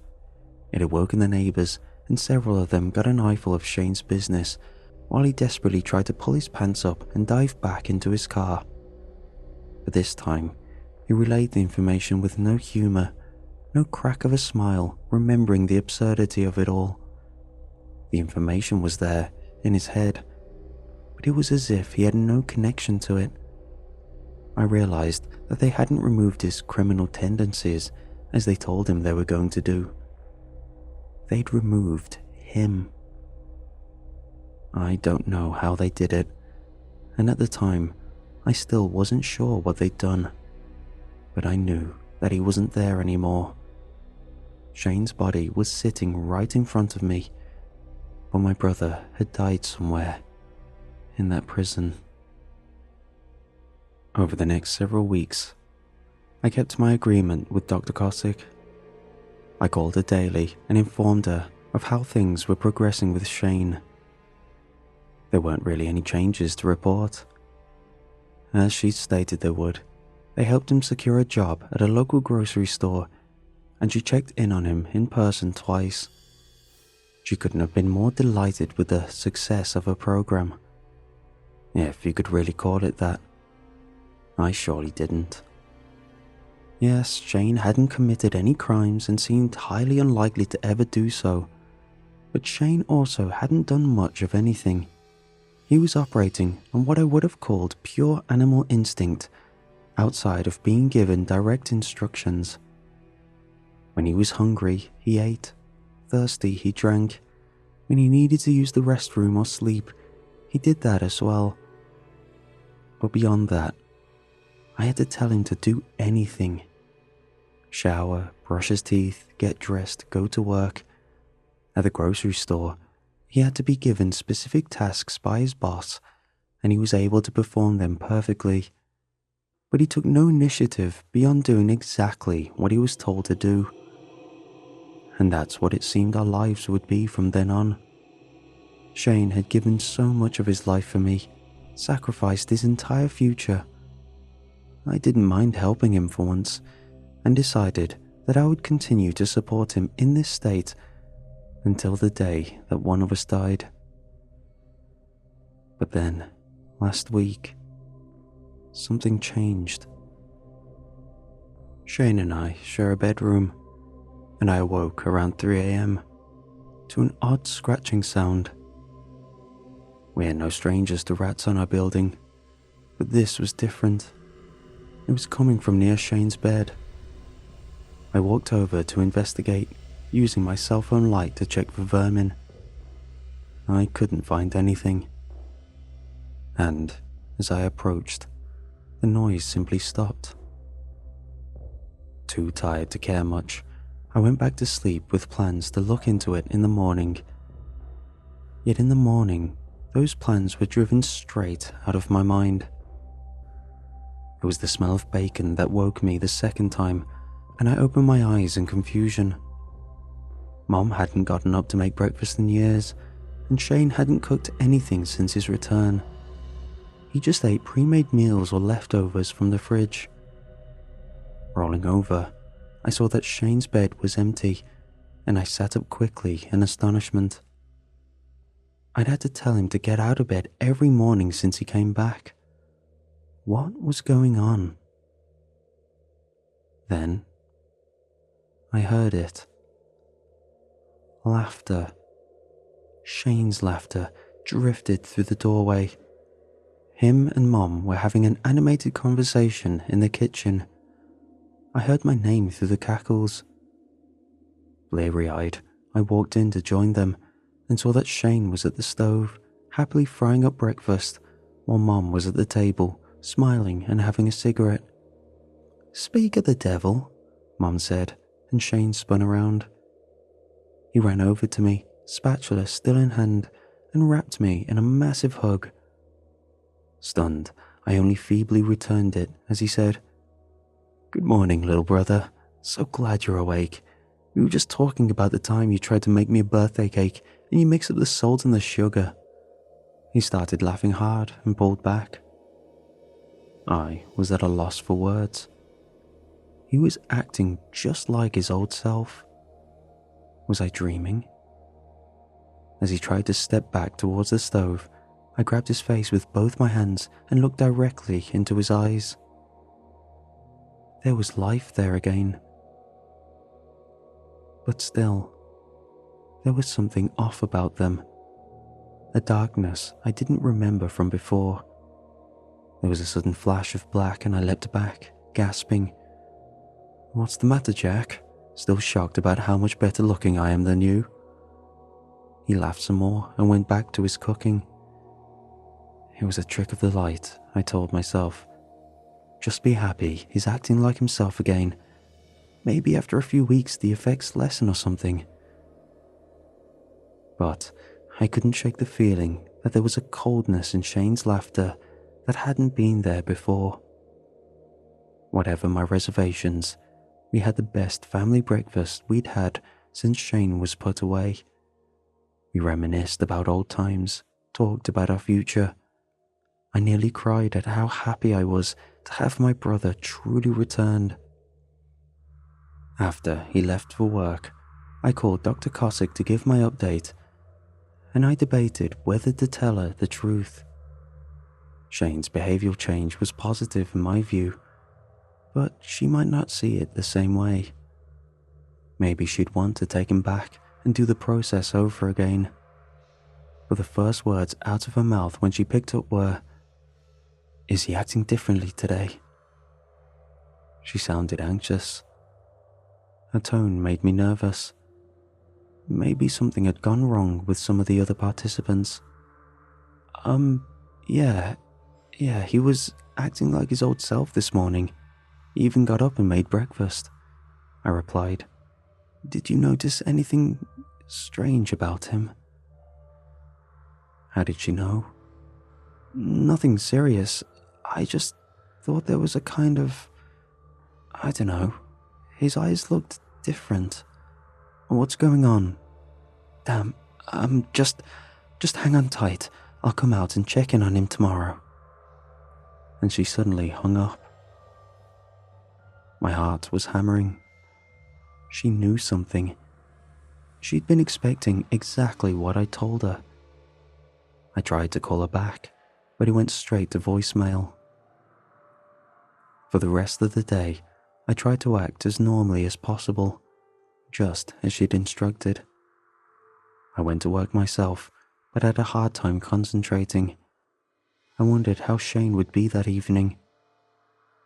But when he returned from his shift, he did so with a bag full of groceries in his arms and announced loudly that he was going to make us a 5-star meal.